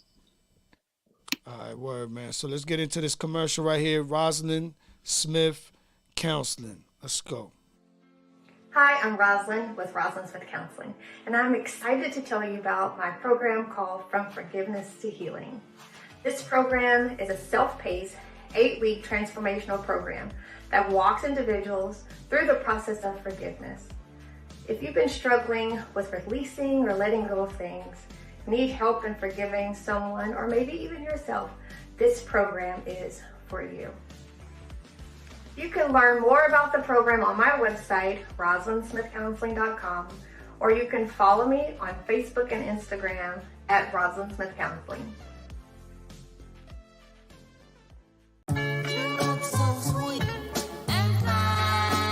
Hustle.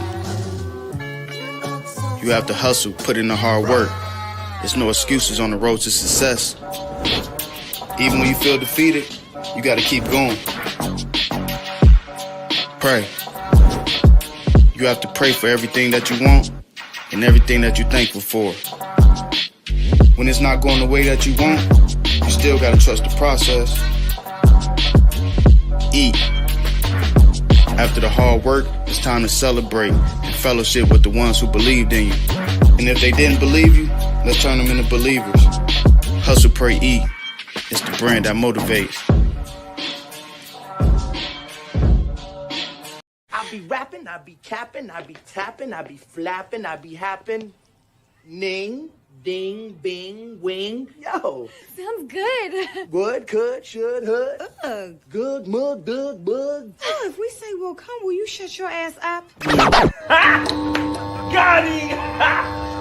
Got him!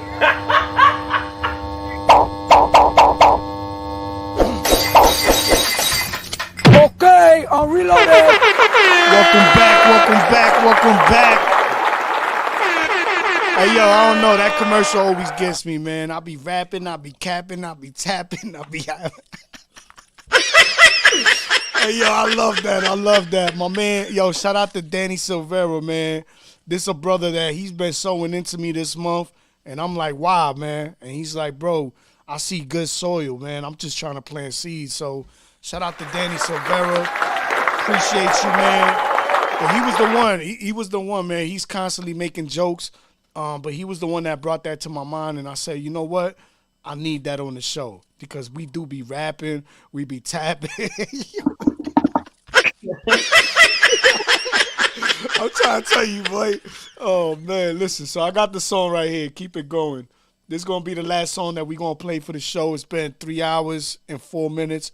Definitely want to say shout out to Noize, man. I appreciate your time, Cuzzo. Everybody in the chat, like, we literally been having consistent viewers this whole entire time.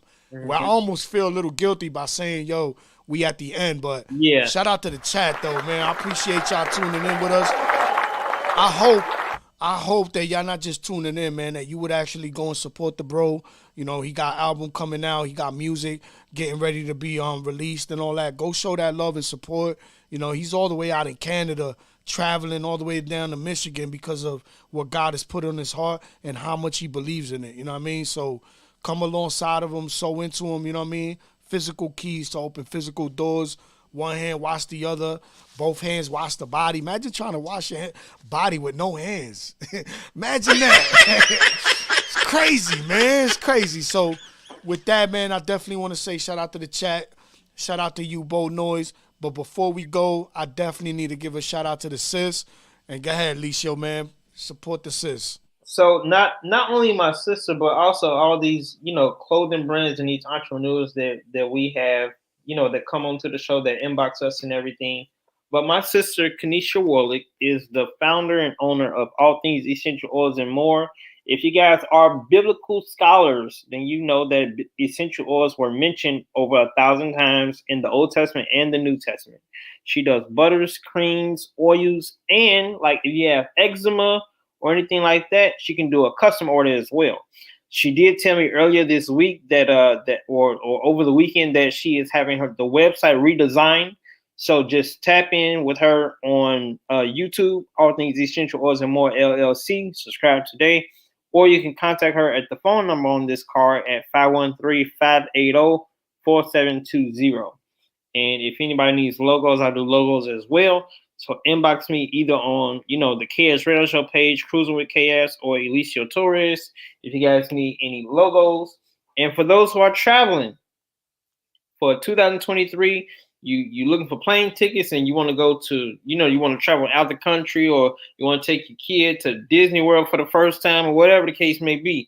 She is a travel agent as well. She can be your personal travel agent. Just hit her up, contact her at KeneshaWarlick.intellitravel.com or at the same phone number, which is 513-580-4720. Book and save with Kenesha Warlick today. If you're ready to travel, she's ready to help. Shout out to the sis. Shout out to the sis. And again, man, that opportunity is open for anybody who's rocking with us. I know Gina out there, she be putting in that work. Sis, get something together, any commercial, anything you want us to highlight that you doing, tap in with either me or Elicio, and we want to do our best to help support what you doing, because I know you are serving, I know you out here putting in that work. But that goes for anybody that's in the chat, anybody that's in the body of Christ, anything that we can help promote you with, as long as it represents Christ, we with it. This is GodSon podcast. This ain't Jay Meezy's podcast. This ain't Alicia's podcast. We here to shine light on the body of Christ. So definitely want to help y'all out. So if you got something, man, send it through. And you already know, Noize, man, appreciate having you on. Appreciate your transparency. I love the way that you articulated your testimony. You could tell that you are an artist because your vocabulary's on point. Your articulation is on point. And I just pray that God continues to open these doors in your life, man.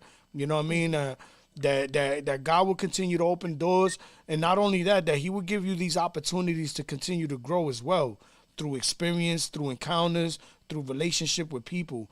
You know what I mean? That everything that comes into your life would represent an opportunity for you to grow spiritually, to be molded into the Son, into the image of the Son and all that. So with that, we got this last joint. It's called Keep It Going. Before we play this though, you want to tell us a little bit about this song? What was the inspiration? What is it about? Yeah, so a lot of inspiration for this song. This is obviously the overall aspect and the overall energy to keep fighting and keep going no matter what's going on in your life. I talk a lot about that this is the fight that God's called me to do. But there's also a lot of talk about persecution overseas. Something I didn't bring up earlier was I had the opportunity a few years ago I was blessed with the opportunity to go over to Thailand and serve at a Bible school that helped teach refugees from the neighboring country Burma, which has been in, I think, if I'm not mistaken, the longest running civil war in history. And I've got such a heavy heart and such a big respect for those people who not only had to flee their country but had to fight for their lives to get where they are today. Some of those students, I'm still in contact with some of those people that I got the chance to teach songwriting and music to. I'm super blessed that I still have the opportunity to reach out to them and ask how them and their families are, and overall just be able to pray for them and think about them. And I feel like that's something that if you ever get the chance to go on a missions trip anywhere, and if you feel like it's something that God has put on your heart, I feel like that's an opportunity that you should absolutely take if you get the chance. It opens your eyes to things that us in a North American standard and a North American culture, it shows us a lot that we take absolutely for granted. Like one thing that I look at now compared to what I was looking at back then is like one thing that I didn't really think about all too much was people, like we've such easy access to the word, and we have such easy access to like Jesus here. A lot of people know who Jesus is in North America, but when you go overseas, you're going into these camps and you're going into these cities where it's predominantly Buddhist communities, and a lot of them either haven't heard of Jesus or don't know enough about Jesus to know the love that he has and the plan that he has for all of them.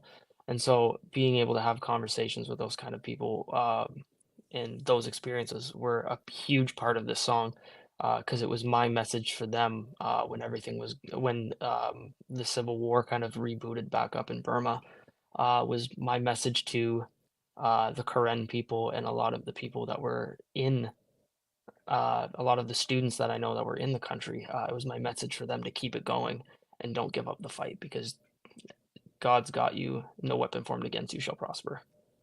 I like that. I like that. So yeah, man, definitely want to say shout out to the chat. Jody, Gina, who else we got? Dawn up in the building. Who else we got over here? Who else we got? Delaney, you know what I mean? Shout out to y'all, man. Y'all been tuned in with us, and we know that time is very valuable on this side of reality, you know what I mean? So definitely want to say I appreciate y'all tapping in with us. Go tap in with Bo Noize, though, man. Help this brother get in the algorithm. Help him get on the forefront. You know what I mean? He shared his testimony with y'all tonight, a little bit at least. We definitely got to have him back on for the podcast. But he shared his testimony with y'all. I hope y'all was able to connect and understand him as an artist and why he does what he does and makes the music that he makes. So with that, Licio, any last words you got to say? Jody said, I would have stayed another hour. Thank you, Bo, from the 603. Word, man. Appreciate you, Jody. Appreciate you, Jody.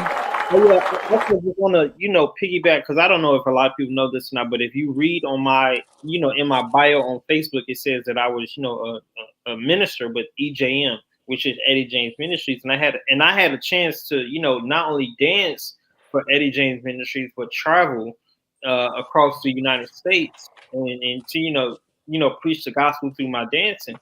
And we were at an Indian reservation in Arizona, if I'm not mistaken.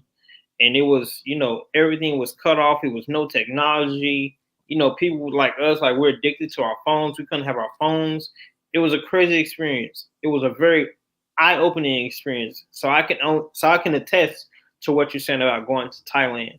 So I definitely wanted to piggyback off of that and just say that if you do have the experience like Bold Noise was saying, I don't care if it's for a weekend. I don't care if it's, feeding the homeless with your church or feeding the homeless by yourself.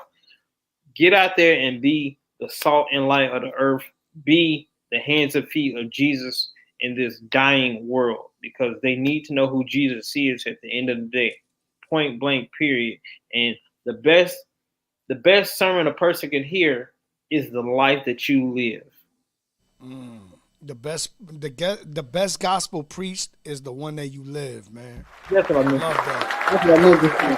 No, I understood it. I understood it. And I feel like everybody understood what you saying, because that is the truth, man. And I think that's a testimony to your grandpops. You know what I mean? Like, he held it down. He stood, you know what I mean, when people probably would have folded, you know what I'm saying? And by him standing, that gave you an example, you know what I mean? It gave you something, it gave you like a, what's the word I'm looking for? Like a barometer, I don't know. One of those things, right? It gave you something to kind of like sink your teeth into and say, you know what? This is where I'm at. You know what I mean? I get that the world is going to do what the world does, but this is where I'm at. You know what I mean? So 100%. Again, man, shout out to your grandpops. Shout out to you.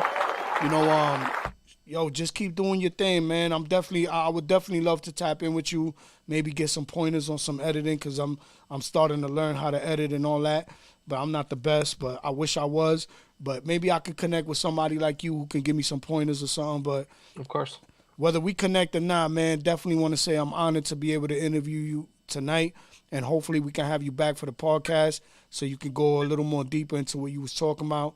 And with that, man, I just pray God continues to open doors in your life, that your family will be blessed, that as you continue to serve the Lord, your family will be covered, without you even worrying about it. Just being so concerned and so focused on what God has called you to do that you ain't looking to the left or to the right. You know what I mean? Facts. Well, before we get out of here, where can I get me an IMG beanie? I see people asking about that beanie too. So a lot of the IMG stuff. So the jerseys were specific for us as the artists. Like we all, as the artist of IMG, those were like exclusive for us. In terms of any other IMG merch, like T-shirts, anything like that, I don't have any say, or I don't even know if the T-shirts are still made. But in terms of like the beanies and any hats that I have that have the IMG logo on it, these were test prints. I was testing out when we were like, this is around end of 2019, before COVID kind of hit hard. We were kind of looking at doing merch runs, and me working at Lids at the time, I had access to embroidery machines.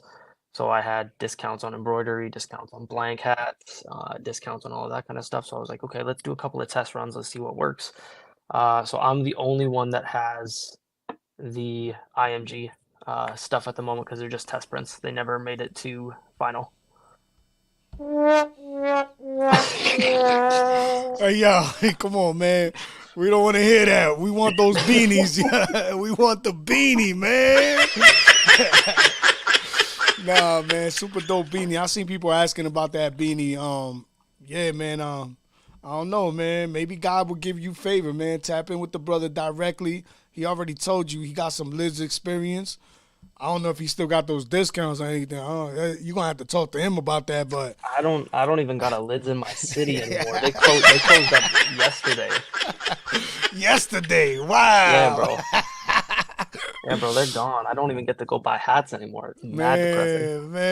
Man, that makes me want to cry. That makes me want to cry. Yo, but all right, man. So I appreciate you being on the show, man. Appreciate everybody tapped in with us tonight. I had a good time, you know what I mean? I feel like the more that I do these podcasts, the more comfortable I get at, conversating, because, I wasn't so easy to conversate. I wasn't so easy to open up like that. But I feel like, serving the body of Christ has also blessed me as well, you know what I mean? And I've been able to encounter some dope artists, some dope people, and I'm blessed by it all, you know what I'm saying? So that's just me. But, yeah, so let's end off the show, man. Again, I appreciate everybody who tapped in. Information at the bottom of the screen. Bo Noize, man. I pray you continue to prosper, and hopefully we will have you back on, you heard? Thank you, bro. Of course. All right, man. So let's get into this last joint. This right here is called Keep It Going. And you already know what time it is, man. Go show that love. Go show that support. Go tap in, man. Let them know that you paying attention, you heard? Okay, I'm reloaded.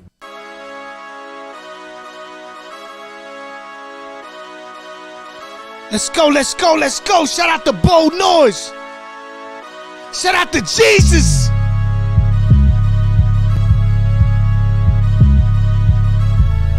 Glory to God, you heard? All glory to God. I don't stop, I don't quit, I just keep it going. I move smart, I move quick, dog, I keep it rolling. I see blessings coming daily, look what God's been doing. This ain't never been a game, man, I really do this. I don't stop, I don't quit, I just keep it going. I move smart, I move quick, dog, I keep it rolling. I know you're gonna dig this. Look what God's been doing. This ain't never been a game, man, I really do this. Covered by the blood, dog, this really is my life. I ain't never backing down, cause this be do or die. Man, I've seen some persecution and I've seen the strife. Satan wanna box me and I promise it's on sight. I've been trying to stay consistent, let them know what's up. Persecuted people in Burma, so I stay going up. I just gotta show the truth, expose all the damages, give God all the glory and honor. Let's go, shout out to Bo Noize. Getting knocked out like I'm Rocky in the fold. Back me in the corner, I go saying all my foes. They just wanna break me, dog, I've been broken before. You ain't never gonna stop me, dog, I'm not one to oppose. I will stay with my brothers and I'm fighting till the end of time. If we getting knocked down, know we got an army on our side. Even if they label us as criminals, I know it's right. I do this for my Savior Jesus, that's enough to keep the fight. I don't stop, I don't quit, I just keep it going. I move smart, I move quick, dog, I keep it rolling. I see blessings coming daily, look what God's been doing. This ain't never been a game, man, I really do this. Let's go, shout out to the body of Christ. I move smart, I move quick, dog, I keep it rolling. I see blessings coming daily, look what God's been doing. This ain't never been a game, and I really do this. Victory, that's my motto, ain't switching up on the gospel. I'm coming up with my partners, got faith in the God we follow. I ain't got no other options, I'm breaking the chains we locked in. I'm trying to keep my focus on my God, that keeps me rocking. Time to clock in, cause we ain't stopping, it's time to go to work. I've been dodging demons on the daily, making Satan hurt. If I fall astray, I pray you break my ways to put you first. I've been covered by the blood, so I know that you broke the curse. Moving as a unit, we do this until the death of us. Unashamed, best believe we ain't some of you regulars. We fight from the victory, we ain't stopping for anyone. Don't you put his glory in a box that might be dangerous. Even if this music stops, my passion for the mission won't. I'm still fighting for the voices overseas, this ain't no joke. To my brothers struggling daily to keep on doing right, just know that Jesus loves you, don't you ever go and quit your fight. Shout out to Bo Noize. I just keep it going. I move smart, I move quick, dog, I keep it rolling. I see blessings coming daily, look what God's been doing. This ain't never been a game, man, I really do this. I don't stop, I don't quit, I just keep it going. I move smart, I move quick, dog, I keep it rolling. I see blessings coming daily, look what God's been doing. This ain't never been a game, man, I really do this. Shout out to Bo Noize. Go tap in with him, you heard? Go show that love and support. Jesus is king today too, you heard? What's up, brothers and sisters? Everybody out there, what's going on? Just had a thought I'd like to share with y'all. I felt like I should. I was talking to my man Mikey last night and I thought about something. Now imagine you in a situation, right? Now really picture this in your mind. You're in a situation where somebody got a gun to you and your man's head. And he's about to kill one of y'all. And he say, y'all choose. You make the choice. Who gonna live? And your friend says, kill me so my friend could live. That's pretty deep, right? It's kind of gangster, like, by any standard. Whether you from the hood, whatever, it don't matter. That's life. That's unimaginable. Really, really think about the magnitude of that. He just said, I'm gonna die so my friend could live. This is why I love Jesus so much. If you know me from before, you know what he's done in my life. You know the transformation he's doing in my life still and what he's done. Now, like I said, imagine the seriousness of somebody saying, kill me so my friend could live. It's alright. I'll die. Jesus died so we all could live. Every single one of us. Yeah, you too. Whoever you are. Every single one of us. That man died on the cross. It's more than just picturing dying on the cross. No. He died on a cross. Hung him. Nailed him to a cross. They whipped him bloody. Couldn't even carry that cross. And he was innocent. We guilty. And he did that so that we can have eternal salvation. And people think it's something religious. Like, yes, it has to do with religion. But it's not religious. He loved us. That's a deep relationship that he's trying to have with everybody. I just wanted to share that with y'all. Regardless of what you believe in, you know, I just felt like that was something deep to share with y'all. And I know it's true. I know what it is. I know what he's done. And I thank him for everything he's done for us. And I pray that y'all all get a revelation one day and an encounter with my God, your God, our Father, our Heavenly Father. Have a blessed day.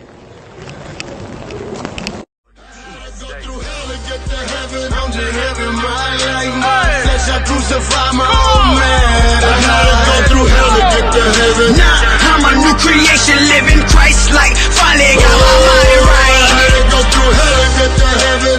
Walking through the flames, refined and purified.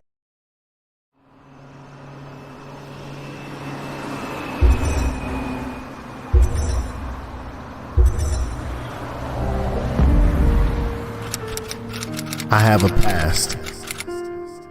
I've made mistakes. But even though I'm not perfect, I refuse to be defined by my failures. I'm proud of the changes that I made and the things that I've overcome. And if you knew what I had to go through in order to transform into the person that I am today, you wouldn't try to discard me. You would celebrate me. Besides, no one can cancel whom God has redeemed. What about you? Redeem culture. It's not just a brand, it's a movement.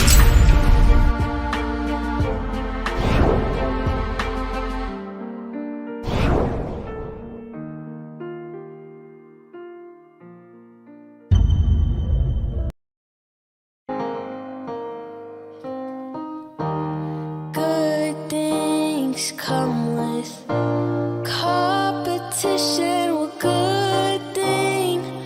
I'm a fighter now. Yeah, Des, that's That's good. Little more of that. Little more of that. Great things come with heaven. What good thing? God changed my life around. 'Cause he's just like fire, fire, burning at your back door. Fire, fire, nothing that you can ignore. Let God's presence fill you up. 'Cause he's just like fire, fire, trying to knock your door down. Fire, fire, nothing that could break his bound. Let God's presence fill you up. Okay, it is. That's good. Let's run it again one more time. I be rapping, I be capping, I be tapping, I be flapping, I be happen. Ning, ding, bing, wing. Yo. Sounds good. Would, could, should, hood. Good, mug, good, bug. If we say we'll come, will you shut your ass up? Got him! Got him!